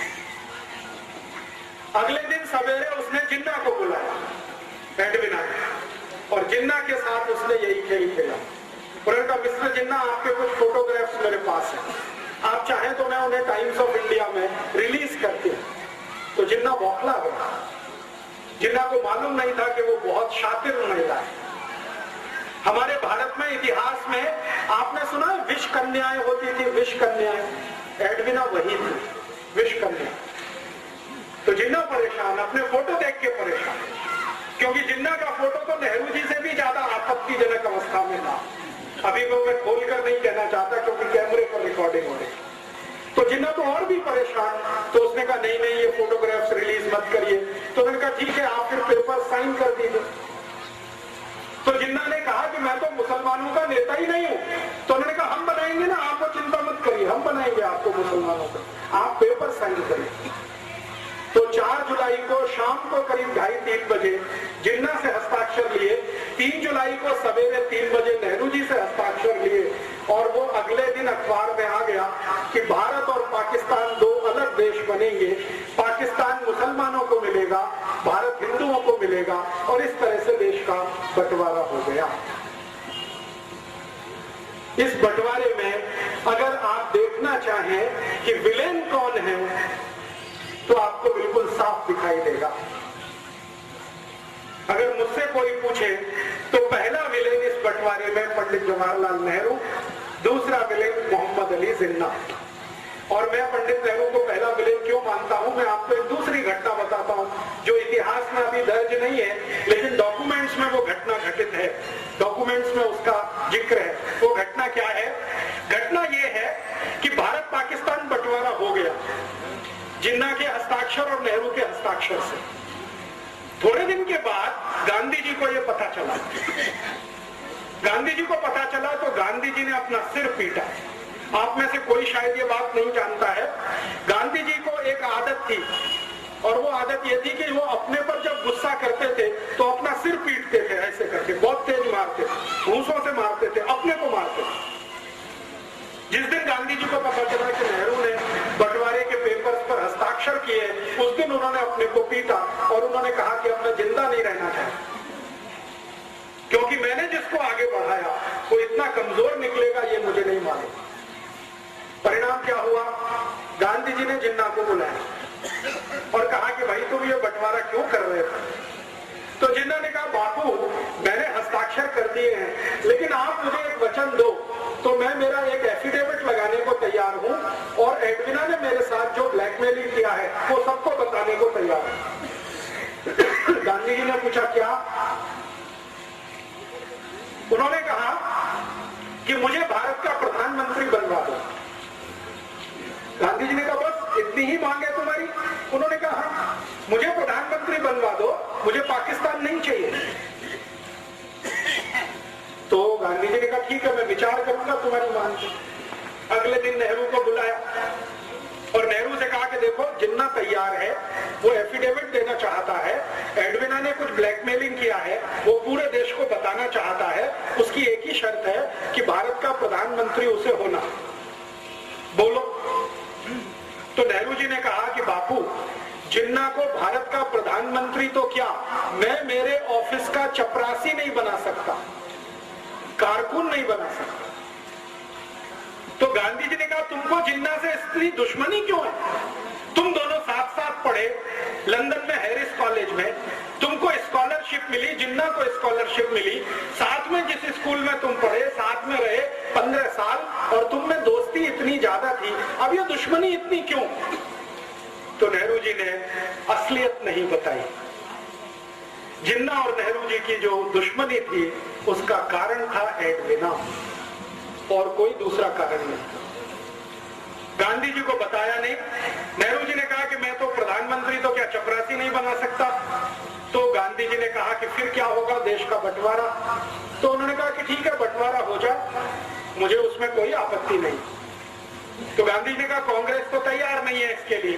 तो उन्होंने कहा ठीक है कांग्रेस थोड़े दिन में तैयार हो जाएगी। ऐसे करके गांधी जी और नेहरू जी का वार्तालाप पूरा हुआ। फिर गांधी जी ने कांग्रेस वर्किंग कमेटी की मीटिंग बुलाई। 15 उसमें सदस्य थे। उन 15 सदस्यों के सामने गांधी जी ने कहा कि भारत आजाद होगा, लेकिन दुख है कि बंटवारे के साथ कौन प्रधानमंत्री बने। तो गांधी जी ने एक फॉर्मूला दिया कि कांग्रेस वर्किंग कमेटी जिसको अपना अध्यक्ष चुनेगी वो भारत का प्रधानमंत्री होगा। तो वोट डालने का काम किया गया। कांग्रेस वर्किंग कमेटी में वोट डाला, 15 लोगों ने वोट डाला, तो 13 लोगों का वोट सरदार वल्लभ भाई पटेल के पक्ष में गया। 13 लोग। एक वोट पंडित जवाहरलाल नेहरू के पक्ष में गया और एक व्यक्ति कांग्रेस वर्किंग कमेटी में एब्सेंट हो गया, वो वोट डालने नहीं आए। और जो व्यक्ति एब्सेंट था वो अनुग्रह नारायण सिन्हा नाम के एक व्यक्ति थे, पटना से थे, बिहार से, वो एब्सेंट हो गए। तो एक वोट नेहरू को, 13 वोट पटेल को। गांधी जी के फॉर्मूले के अनुसार पटेल भारत के प्रधानमंत्री बने क्योंकि वर्किंग कमेटी ने अध्यक्ष चुना। जब नेहरू जी को पता चला कि वो इलेक्शन में हार गए तो वो फिर गांधी जी के पास आए और उन्होंने जो वाक्य बोला वो मैं आपको ऐसे का ऐसे ही सुनाता। उन्होंने कहा बापू अगर मैं भारत का प्रधानमंत्री नहीं बना तो कांग्रेस को तोड़ दूंगा और टूटी हुई कांग्रेस से अंग्रेजों का समझौता होगा और पावर ट्रांसफर मुझे होगी, क्योंकि अंग्रेजों ने पहले से ये तय किया हुआ और ये बात सही है। ब्रिटिश पार्लियामेंट में ये तय हो गया था कि भारत में कभी सत्ता का हस्तांतरण करना पड़े तो नेहरू के हाथ में ही सत्ता देनी है। क्यों? क्योंकि विंस्टन चर्चिल और क्लेमेंट आर एटली, जो दो बड़े लीडर थे उस समय इंग्लैंड के, एटली प्राइम मिनिस्टर था, Churchill leader of the opposition था, दोनों का ये मानना था कि ये नेहरू अपना ही आदमी है, शरीर से दिखने में हिंदुस्तानी है, आत्मा इसकी अंग्रेजों वाली है, इसको सत्ता दे दो तो भारत हमारे ही कब्जे में रहेगा, ऐसा मान लो। तो ब्रिटिश पार्लियामेंट ने प्रस्ताव कर दिया था, नेहरू जी को उसकी जानकारी हो गई थी। नेहरू जी ने इस पर गांधी जी को ब्लैकमेल किया और कहा कि मैं अगर सत्ता में नहीं आया तो कांग्रेस को तोड़ूंगा। और अंग्रेजों ने घोषणा की थी कि कांग्रेस अगर टूट भी गई तो नेहरू वाली कांग्रेस को वो पावर ट्रांसफर करके भारत से चले जाएंगे। तब गांधी जी ने सरदार पटेल को बुलाया और कहा कि अब क्या करना है। तो सरदार पटेल ने कहा कि देश का एक बंटवारा और हो, ये मुझे मंजूर नहीं है, मैं मेरा वापस लेता हूँ, आप नेहरू को प्रधानमंत्री पद की शपथ करवाइए। तो गांधी जी ने कहा कि मैं प्रधानमंत्री पद की शपथ उसको नहीं करा सकता, क्योंकि मेरा दिल अब उससे हट गया है। ये जरूर है कि तुम मंत्रिमंडल में आ जाओ, डिप्टी प्राइम मिनिस्टर की पोस्ट पे रहो, ताकि नेहरू के ऊपर कंट्रोल रहे, और मैं तो जाऊंगा नहीं ऐसे किसी समारोह में जहां नेहरू को प्रधानमंत्री पद की शपथ दिलाई जाएगी। और आप जानते हैं कि 15 अगस्त 47 को जब शपथ ग्रहण समारोह हुआ, गांधी जी उसमें नहीं गए। गांधी जी नहीं गए। गांधी जी उस समय बंगाल के एक गांव में थे, नोआखाली में। ये गांव अभी बांग्लादेश में चला गया। तो नोआखाली के गांव में गांधी जी थे। करीब करीब दिल्ली से ये 1700 किलोमीटर दूर है नोआखाली। गांधी जी दिल्ली में नहीं थे। ट्रांसफर ऑफ पावर हुआ है। गांधी जी ये कहा करते थे, स्वतंत्रता नहीं आई है, आजादी नहीं आई है, सत्ता का हस्तांतरण हुआ है बस। और जो गांधी जी बोलकर नहीं गए और वो उनके कहने में समझ में आता है, वो मैं कह देता हूँ। गांधी जी ये मानते थे कि गोरे अंग्रेजों की सत्ता किसी काले अंग्रेज के हाथ में आई है, इसलिए वो सत्ता के समारोह में शामिल नहीं हुए। और आप फिर जानते हैं, इतिहास आपके सामने है, जिन्ना अलग पाकिस्तान का बन गया, ये बन गया। एक घटना बीच में और हुई थी, वो भी मैं समझा दूं आपको, तो समझ में आएगा नेहरू जी का चरित्र। गांधी जी को एक डॉक्टर मिलने आया एक बार, और ये घटना आजादी मिलने से थोड़े दिन पहले की है। गांधी जी कलकत्ता के पास नोआखाली में थे, एक डॉक्टर आया। वो डॉक्टर ने गांधी जी को परिचय दिया कि मैं मोहम्मद अली जिन्ना का पर्सनल फिजिशियन हूँ। एक ईरानी व्यक्ति था, कोई नाम मैं भूल गया हूँ, रिकॉर्ड्स में है। उसने गांधी जी को कहा कि मैं मोहम्मद अली जिन्ना का पर्सनल फिजिशियन हूँ, आपसे अकेले में बात करना चाहता हूँ। तो गांधी जी ने कहा क्या बात करना चाहते हो? तो उन्होंने कहा अकेले में, सबके सामने नहीं। तो गांधी जी उसको कमरे में लेके गए। अंदर जो बातचीत गांधी जी ने की, उन्होंने कहा कि देखो मेरी एक संकल्प है। गांधी जी ने डॉक्टर को कहा कि मेरी बातचीत में कोई तीसरा जरूर रहता है जो उसको नोट करता है, लिखता है। मैंने आपको क्या कहा, आपने मुझे क्या कहा? तो उन्होंने कहा वो कौन व्यक्ति है? उन्होंने कहा मेरा सेक्रेटरी प्यारेलाल, वो भी यहाँ रहेगा। तो डॉक्टर ने कहा ठीक है, उससे मुझे कोई बांधा नहीं, माने तकलीफ नहीं, आप बुला लो। तो प्यारेलाल जी को बुलाया और गांधी जी ने कहा कि मैं और ये बात करेंगे, एक एक शब्द लिखना। प्यारेलाल जी बहुत फास्ट लिखते थे, शॉर्ट हैंड में लिखते थे, बाद में उसका ट्रांसक्रिप्शन करते।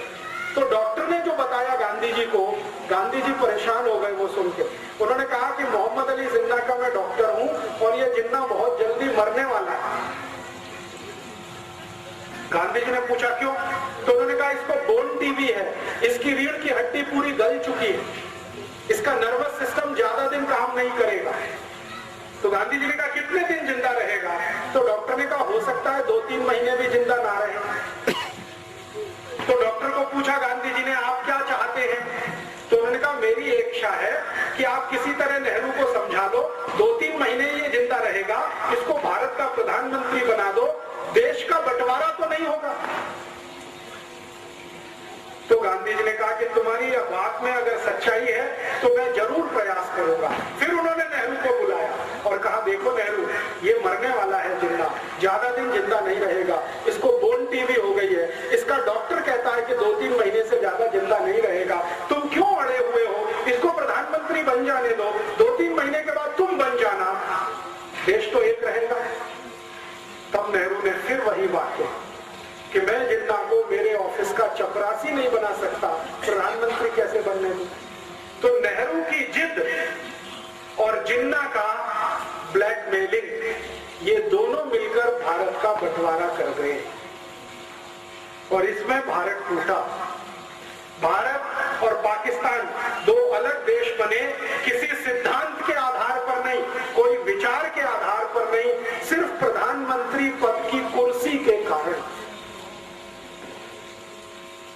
और मैं अभी सब लोगों को ये बोलता हूं कि नेहरू जी तो स्वर्गवासी हो गए 1964 में, लेकिन उनकी आत्मा अब भारत के उन सब नेताओं में प्रवेश कर चुकी है जो कुर्सी के लिए कुछ भी करने को तैयार। तो मर गए 27 मई 1964 को। और आप में से शायद कोई जानता है या नहीं, नेहरू जी की मृत्यु बहुत ही दुखद थी। उनको सबसे खराब वो बीमारी हुई थी जिसको सेक्सुअल ट्रांसमिटेड डिसीज कहा जाता है, STD, आज का एड्स कह सकते हैं, STD उनको था। और उनकी मृत्यु के समय जिस डॉक्टर ने उनको एग्जामिन किया था वो बताता है कि नेहरू जी का शरीर सड़ गया, कीड़े पड़ गए थे। बहुत दुखद मृत्यु। नेहरू जी की मृत्यु के समय उनके परिवार की जो महिला उनके साथ में थी, उसकी लिखी हुई डायरी में ये है कि नेहरू जी के अंग सड़ गए थे, शरीर के कीड़े पड़ गए थे उसमें, इसलिए वो प्रधानमंत्री पद से छुट्टी लेकर देहरादून गए थे छुट्टी बिताने के लिए, लेकिन वहां से वापस नहीं आए, तो वो तो चले गए, पाकिस्तान बनवा गए इस देश में। जिन्ना का क्या हुआ, भारत पाकिस्तान जैसे ही अलग हुए उसके लगभग 7वें महीने में जिन्ना मर गया। बंटवारा हो गया 14 अगस्त 1947 और इसके ठीक 7वें महीने में जिन्ना मर गया। तो उधर पाकिस्तान जिसने बनाया वो पाकिस्तान का मजा नहीं ले पाया कभी, और पाकिस्तान जिनके लिए बनाया वो पाकिस्तान कभी गए नहीं। आप जानते हैं पाकिस्तान बनाने का जो सबसे बड़ा लॉजिक था वो ये कि भारत में रहने वाले मुसलमान वहां जाएंगे और उनके लिए पाकिस्तान बनेगा। वो यहां से गए नहीं, वो यहाँ है, शिया हो चाहे सुन्नी हो, वो भारत में ही है, वो पाकिस्तान गए नहीं। और जिन्होंने कभी पाकिस्तान मांगा नहीं उनके सिर पर यह पाकिस्तान थोप दिया गया। वो अफगानिस्तान की सीमा पर रहने वाले जो बलूची लोग हैं ना, उनके ऊपर जबरदस्ती ये थोप दिया।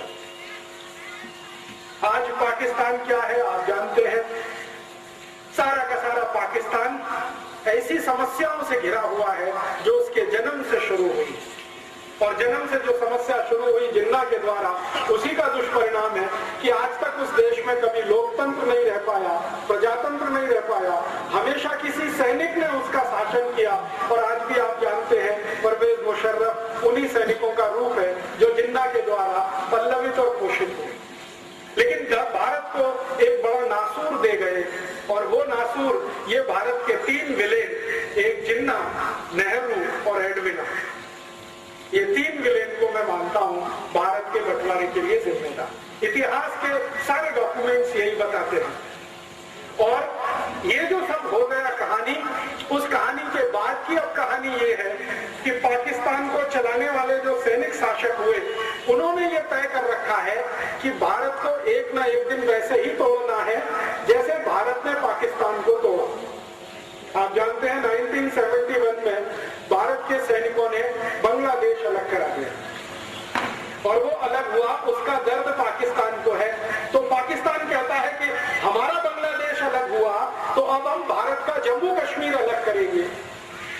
इसके लिए 71 के बाद से जितने भी पाकिस्तानी शासक हुए सबने आतंकवाद जम्मू कश्मीर में होना चाहिए, अलगाववाद जम्मू कश्मीर में बढ़ना चाहिए, उसके लिए काम किया है, धन भी दिया है और अपने सैनिक भी दिए हैं। और वो आतंकवाद और अलगाववाद जो 72 से चालू है जम्मू कश्मीर में, वो आज इतना बड़ा नासूर है कि भारत के 7 1000 से ज्यादा सैनिकों की मृत्यु हो चुकी है या शहादत हो चुकी है जम्मू कश्मीर को भारत में बनाए रखें। जम्मू कश्मीर भारत में रहे उसके लिए संविधान हमारे देश में बदल किया गया। एक आर्टिकल डाला गया 370 जो दुनिया के किसी संविधान में आपको नहीं मिलेगा। उस आर्टिकल के आधार पर जम्मू कश्मीर को एक देश का दर्जा दिया गया है। आप जानते हैं भारत का सुप्रीम कोर्ट कोई भी फैसला सुनाए जम्मू कश्मीर में वो लागू नहीं होता। भारत की संसद में कोई भी कानून बनाया जाए वो जम्मू कश्मीर में लागू नहीं होता। हमारी संसद जब कानून बनाती है उस कानून का पहला पन्ना आप पढ़ें, ड्राफ्ट जिसको कहा जाता है, उसमें पहले ही वाक्य में लिखा जाता है accept in Jammu and Kashmir. ये कानून बनाया जा रहा है जम्मू कश्मीर को छोड़कर। हमारी संसद ने आजादी के बाद ऐसे हजारों कानून बनाए हैं जो आपके ऊपर लागू हैं, मेरे ऊपर लागू हैं, लेकिन जम्मू कश्मीर पर लागू नहीं है वो कानून। उनके कानून उनकी संसद में, जिसको वो असेंबली कहते हैं, वहां बनते हैं। और आप जानते हैं बहुत साल तक तो जम्मू कश्मीर के मुख्यमंत्री को सदरे रियासत बोला जाता था, माने जिसको हिंदी में प्रधानमंत्री कहते हैं। उनका झंडा अलग है, भारत का झंडा अलग है। उनका कानून अलग है, भारत का कानून अलग है। उनका संविधान अलग है, भारत का संविधान अलग है। फिर आप बोलिए कि Jammu Kashmir is the integral part of India, ये दुनिया का सबसे बड़ा झूठ है। वो हमारा झंडा नहीं मानते, वो हमारा संविधान नहीं मानते, वो हमारा कानून नहीं मानते, फिर हम कहें कि जम्मू कश्मीर भारत का अभिन्न अंग है। ये किसको मूर्ख बनाने के लिए कहे?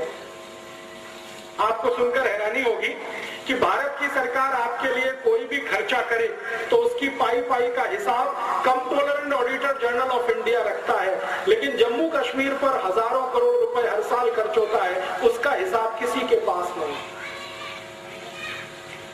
मैंने बहुत बार सीएजी को चिट्ठी लिखा कि जम्मू कश्मीर पर पिछले 60 साल में हमने जो खर्चा किया है उसका मुझे क्लासिफिकेशन चाहिए, डिटेल चाहिए। सीएजी कहता है कि मेरे पास नहीं है। फिर हमने फाइनेंस मिनिस्टर को कहा तो फाइनेंस मिनिस्ट्री से उत्तर मिला कि जम्मू कश्मीर का हिसाब दिल्ली में नहीं रखा जाता, वो जम्मू कश्मीर में रखा जाता है। फिर जम्मू कश्मीर को पत्र गया हमारा, वहां से वापस आ गया कि ये हिसाब हम किसी भी भारतवासी को बताने के लिए मजबूर नहीं। मेरी चिट्ठी मेरे पास अभी, वो मानते नहीं कि भारत का अंग है। हम जबरदस्ती कहते हैं कि ये भारत का अंग है। पाकिस्तान वहां आतंकवादी भेजता रहता है, खुराफात करता रहता है, उनके लिए पैसा उपलब्ध कराता रहता है। अब आप सोचेंगे कि पाकिस्तान में इतना दम है कि वो 60 साल से आतंकवादियों को भेज के पैसा खर्च करके इसको चलाए रख सकता है, तो आप सुनकर ताज्जुब करेंगे। पाकिस्तान की दम नहीं है ये सब करने की। पाकिस्तान को ये सब करने के लिए अमेरिका उकसाता रहता है।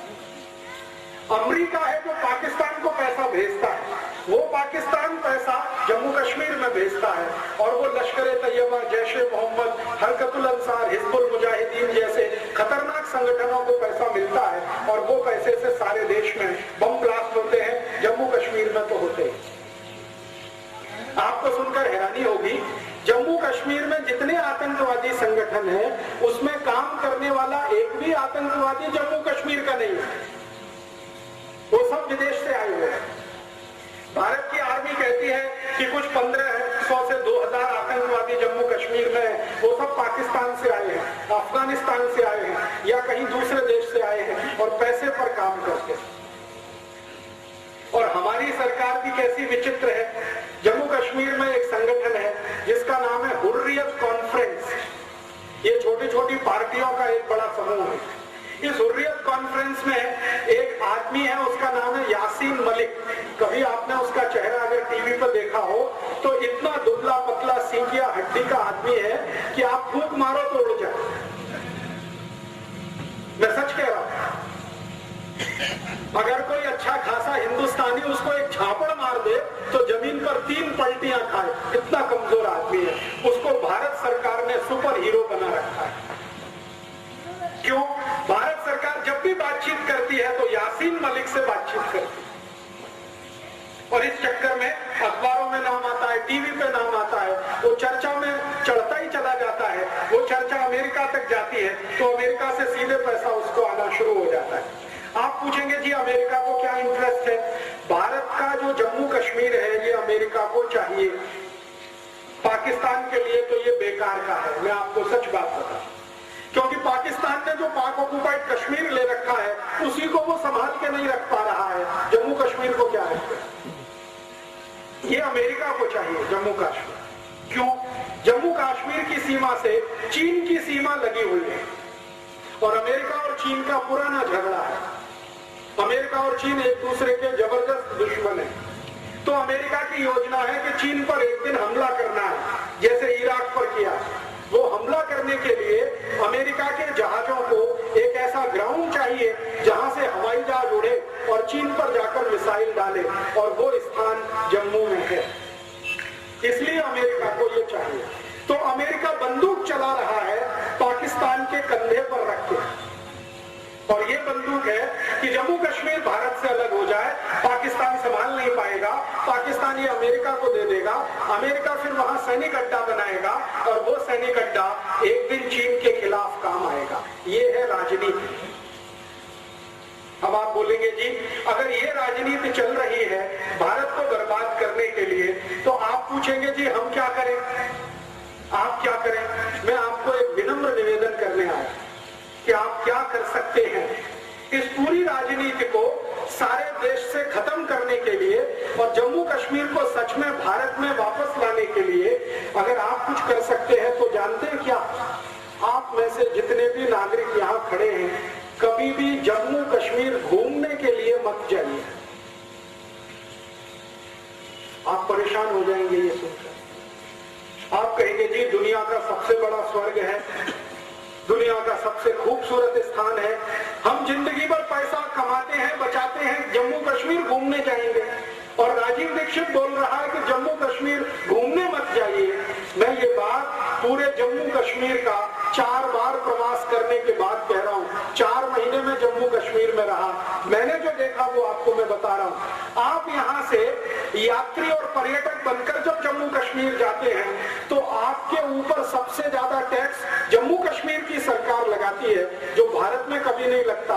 वो सारे के सारे टैक्स का पैसा कुछ हाथों से होता हुआ आतंकवादियों तक पहुंचता है। सरकार में उनके आदमी बैठे हुए आतंकवादियों। आप जानते हैं थोड़े दिन पहले हमारे भारत में जम्मू कश्मीर के एक आदमी को फांसी की सजा हुई है, उसका नाम है अफजल गुरु। ये कश्मीर का है और इसने भारत की संसद पर हमला करने का पूरा प्लान बनाया था। सुप्रीम कोर्ट ने उसको फांसी की सजा दे दी है, लेकिन उसको फांसी अभी तक नहीं हो रही है। कारण समझते हैं? उस अफजल गुरु को बचाने वाले सरकार में बहुत बड़े बड़े लोग बैठे हुए। और थोड़े दिन पहले तक हमारे भारत में एक ऐसा माहौल बनाया गया कि अफजल गुरु की जो फाइल है वो डॉक्टर एपीजे अब्दुल कलाम ने रोक रखी है। डॉक्टर अब्दुल कलाम ने रिटायर होने के बाद जो पहला स्टेटमेंट दिया वो ये कि मेरे पास आज तक अफजल गुरु की फाइल आई ही नहीं। रोकने का तो प्रश्न ही नहीं। तो कहां है वो फाइल? वो फाइल भारत सरकार के गृह मंत्रालय में है, जिसका मंत्री है शिवराज पाटिल। उसके पास वो फाइल है। राष्ट्रपति तक भेजी नहीं गई, क्योंकि भेज दी जाती साइन हो जाता, फांसी हो जाती। तो अफजल गुरु को बचाने वाले लोग भारत के गृह मंत्रालय में गृह मंत्री की हैसियत में है। आप किस आतंकवाद को कुचलना चाहते हैं इस देश में, जरा सोचिए।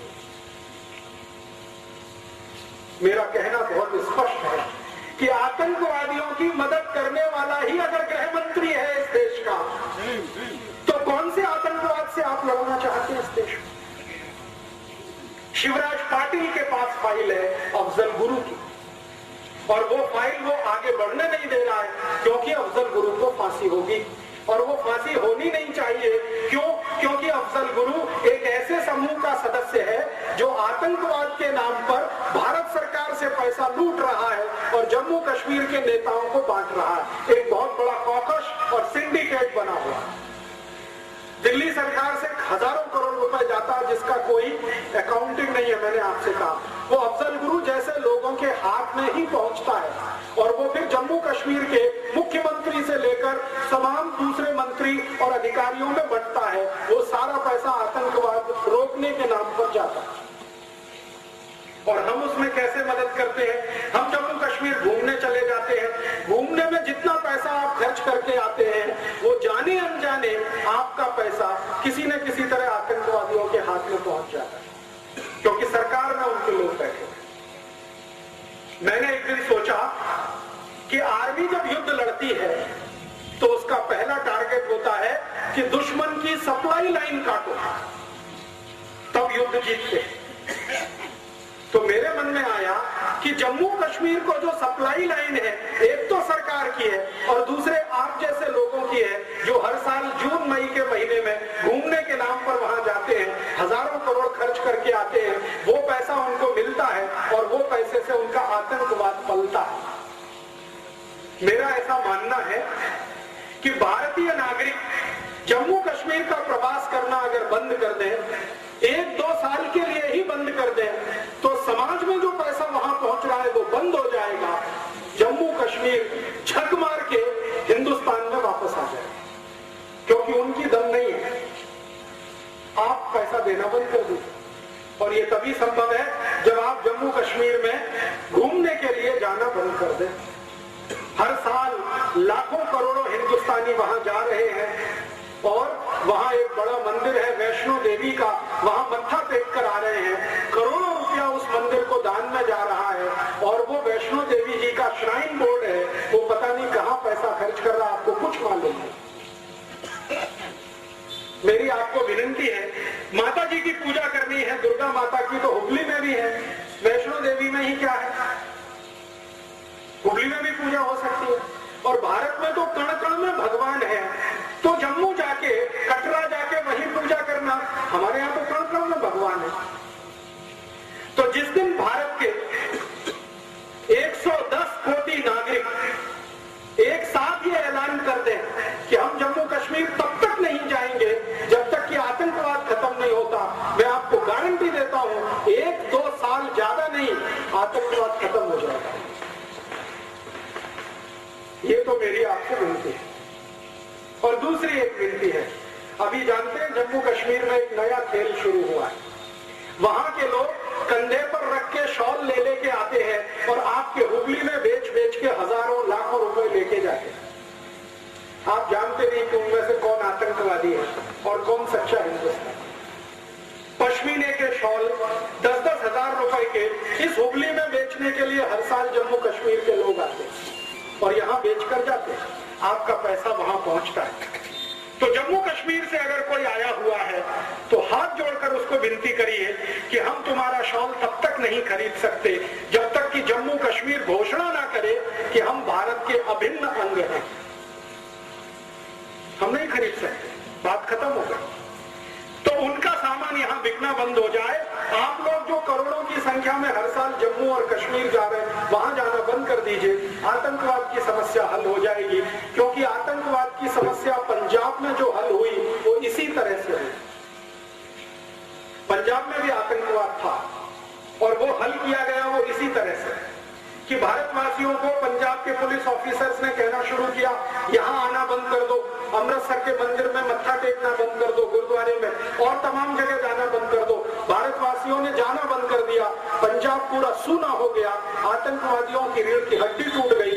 क्योंकि अमृतसर का जो गुरुद्वारा है वहीं से सारा धन पंजाब के आतंकवादियों को जाया करता था और अमृतसर का गुरुद्वारा ही पंजाब के आतंकवादियों का सबसे बड़ा केंद्र और अड्डा बना हुआ था, जहां पर ऑपरेशन ब्लू स्टार करना पड़ा। तो पंजाब का आतंकवाद इस तरह से हल हुआ, जम्मू में भी हो जाएगा, कश्मीर में भी। और एक बार ये हो गया तो भारत का एक नासूर हमेशा के लिए खत्म हो जाए। और एक छोटी सी आखिरी विनती आपको मैं करना चाहता हूँ। वो विनती ये है कि जम्मू कश्मीर पाकिस्तान को नहीं, अमेरिका को चाहिए, इसको ध्यान रखिए। इसका माने अमेरिका से सावधान रहने की जरूरत है। अभी भारत का प्रधानमंत्री और अमेरिका की दोस्ती बढ़ रही है। आज का अखबार अगर आप उठाकर देखें तो भारत के प्रधानमंत्री ने इनडायरेक्टली ये कहा है कि मेरी सरकार गिरे तो गिर जाए, मैं दोस्ती अमेरिका के साथ नहीं छोड़ूंगा। आप जानते हैं सरकार चलाने वाली जो लेफ्ट पार्टीज हैं, उन्होंने धमकी दे दी है कि अमेरिका के साथ परमाणु करार पर आपने बात आगे की, हम समर्थन वापस लेंगे, सरकार गिरेगी। तो प्रधानमंत्री ने आज कह दिया सरकार गिरे तो गिरे, हम अमेरिका से दोस्ती नहीं तोड़ेंगे, माने परमाणु समझौता हम अमेरिका के साथ करेंगे। ये अमेरिका परमाणु समझौते के नाम पर हमारा हाथ पकड़ रहा है, थोड़े दिन में ये गर्दन पकड़ लेगा, क्योंकि अमेरिका का चरित्र ही यही है। जिससे अमेरिका ने दोस्ती की है उसी को बर्बाद किया। आपको मालूम है सद्दाम हुसैन 1980 में अमेरिका का दोस्त था और सद्दाम हुसैन को इराक का राष्ट्रपति अमेरिका ने बनवाया और वही सद्दाम हुसैन को अमेरिका ने मरवाया। वो अभी हमारी आंखों के सामने। एक छोटा सा देश है वियतनाम। वियतनाम अमेरिका का दोस्त था 1960 में, फिर 1970 के आसपास इसी वियतनाम पर अमेरिका ने बम गिराए और बर्बाद कर दिया उस देश। ऐसे सैकड़ों उदाहरण। तो अमेरिका की दोस्ती बहुत खतरनाक है। और मैं तो लोगों से सीधी भाषा में ये कहता हूं कि जो खतरनाक जीव जंतु होते हैं उनसे दोस्ती नहीं की जाती। कोबरा सांप है, उससे दोस्ती नहीं हो सकती, दूर ही रहना अच्छा है। कोबरा सांप से भी ज्यादा खतरनाक रसल स्वाइपर और करैत होता है, उससे दोस्ती नहीं होती है, पता नहीं कब पलटवार कर दे और आप खत्म हो जाए। इसलिए खतरनाक जीव जंतुओं से दूर रहना ही अच्छा होता है, उनसे दोस्ती अच्छी नहीं है। अमेरिका से भी दोस्ती भारत के लिए अच्छी नहीं है।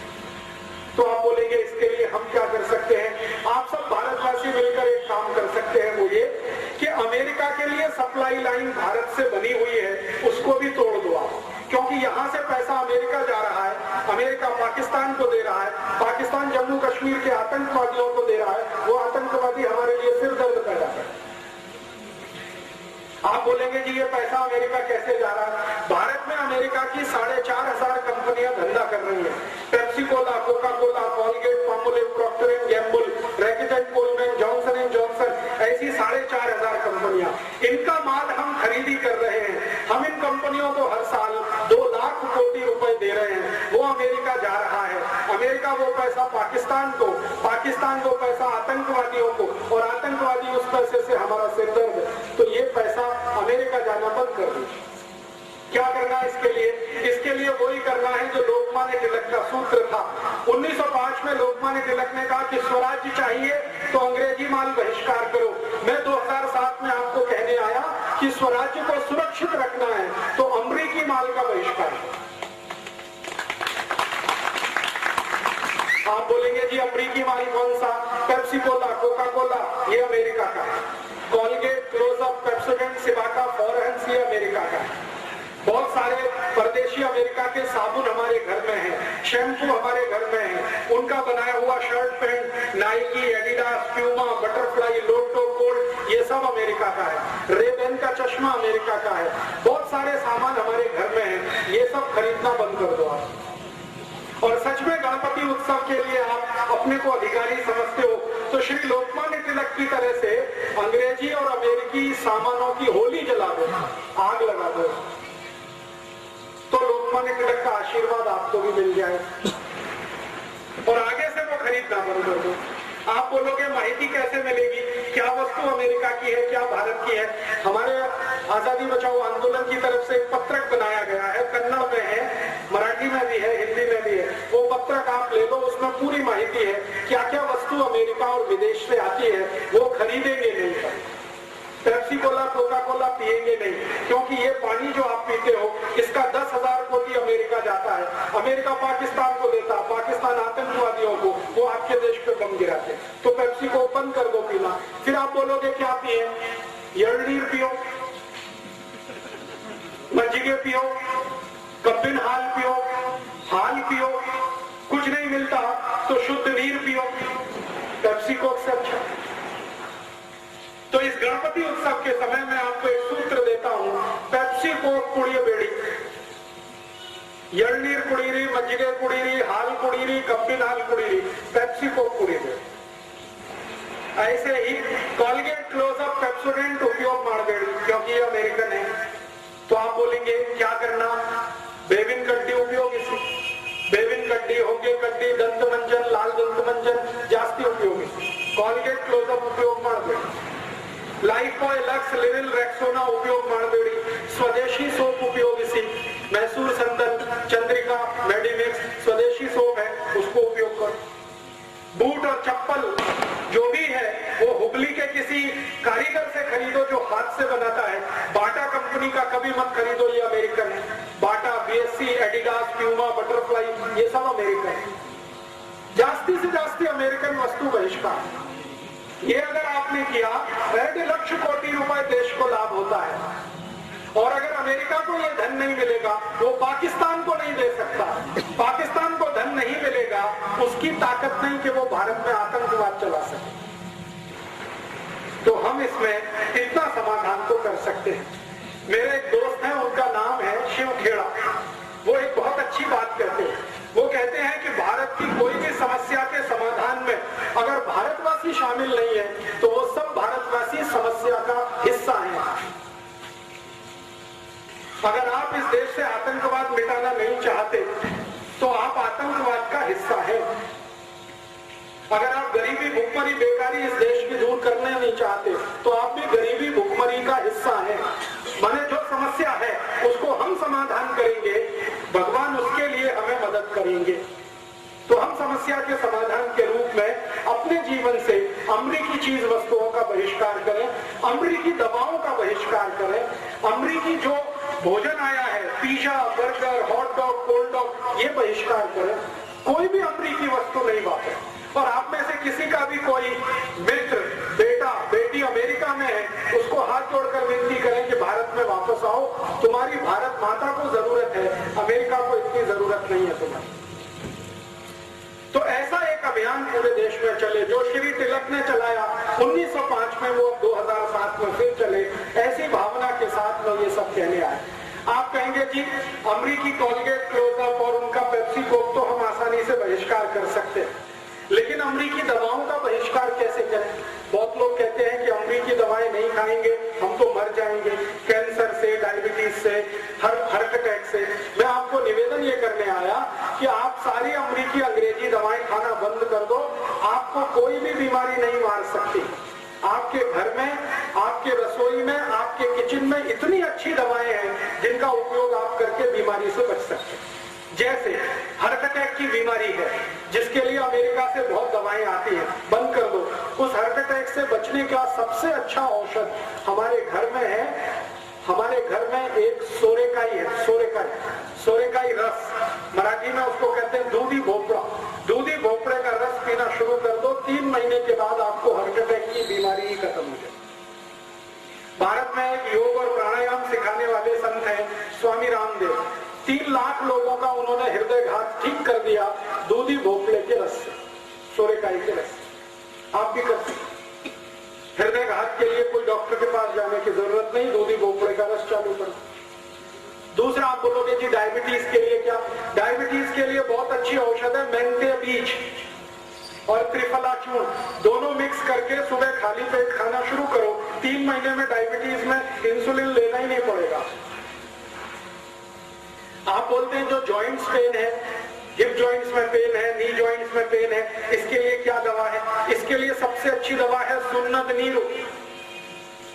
सभी घर में है सुन्नत नीरू 1 चम्मच डेली आपने उपयोग करना शुरू किया, 3 तिंगड़ानंतर सभी जॉइंट्स पेन ठीक हो जाएगा। और ये 15 वर्ष का मेरा तजुर्बा है, वो मैं बोल रहा हूं।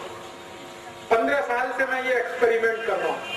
मेंथे बीज पर, त्रिफला चूर्ण पर, सुन्नत नीरू पर, सोरेकाई रस, सोतेकाई रस, कुंबड़काई रस, बदनेकाई रस, ये सभी रसों पर एक्सपेरिमेंट करके मैं बता रहा हूं कि 140 रोग समाप्त करने का ताकत हमारे किचन में है, घर में है।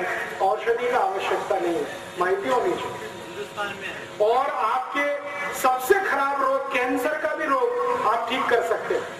जो देशी गाय होती है ना, स्वदेशी गाय, भारतीय गाय, इसका मूत्र अगर आप नियमित रूप से पिए और हर्षिन रस, हर्षिन टर्मरिक जो ताजा ताजा आता है उसको पीस कर चटनी बनाकर रस निकाले, उसमें जेनतुक मिक्स करके लेने लगे तो गाय का मूत्र, देशी गाय का मूत्र और हर्षिन रस 4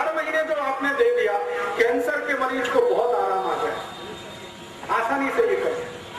ये सब माहिती हमारे आयुर्वेद में है, अष्टांग हृदय में है, बड़े बड़े ग्रंथों में है। आप सिर्फ ले लीजिए माहिती। अब बहुत लोग कहते हैं राजीव भाई आपने तो सब पढ़ा है, हमको तो माहिती नहीं है। मैंने ये सब ग्रंथ पढ़ने के बाद कुछ छोटे छोटे पुस्तक बनाए। एक पुस्तक बनाया गोमूत्र चिकित्सा, एक बनाया स्वदेशी भारतीयता, ऐसे बहुत पुस्तक हैं। यहाँ पर हमारे कार्यकर्ताओं के पास है, आप चाहे तो ले सकते हैं, ये गाड़ी में है। इन पुस्तकों में 148 रोग समाप्त करने का माहिती है। गाय के मूत्र से, मेंथी बीज से, बदनीकाई रस, कुंभड़काई रस, सोंतेकाई रस से। और जो मैं आपको दूसरी माहिती दे रहा था श्री तिलक के बारे में, स्वदेशी आंदोलन के बारे में, उसकी भी पुस्तक है स्वदेशी मत्तु भारतीय से, कन्नड़ में है, आप ले लीजिए। पुस्तक को मेरा कॉपीराइट नहीं है, सबको कॉपी करने का राइट है। आपको अच्छी लगे आपके नाम से प्रकाशित करिए, हल्ली हल्ली नगर नगर प्रचार करिए, देश का काम होगा। मैं ये देश के लिए कर रहा हूं, आपको ये विनती करने आया। और ये जो व्याख्यान मैंने दिया, उपन्यास दिया, बार बार अगर सुनना चाहे तो इसका कैसेट है, सीडी है, वो भी ले सकते हैं, कॉपी कर करके दूसरों को दे सकते हैं। मैं चाहता हूं कि जो माहिती मैंने आप तक दी वो माहिती ज्यादा से ज्यादा लोगों तक पहुंचे और देश की समस्याओं का असली जन्म कहां से हुआ और कैसे हम इनका निदान करें वो सबके समझ में आए। तो शायद ये गणपति उत्सव मनाना हमारा सार्थक हो जाए। गणपति उत्सव की सबसे बड़ी सार्थकता है कि जैसे आजादी और स्वराज्य लाने के लिए गणपति उत्सव उपयोग में लाया गया, वैसे ही स्वराज्य बचाने के लिए ये गणपति उत्सव का उपयोग हो। यही भावना से मैं यहाँ आया, आपने बड़े ध्यान से सुना, मैं आभारी हूँ।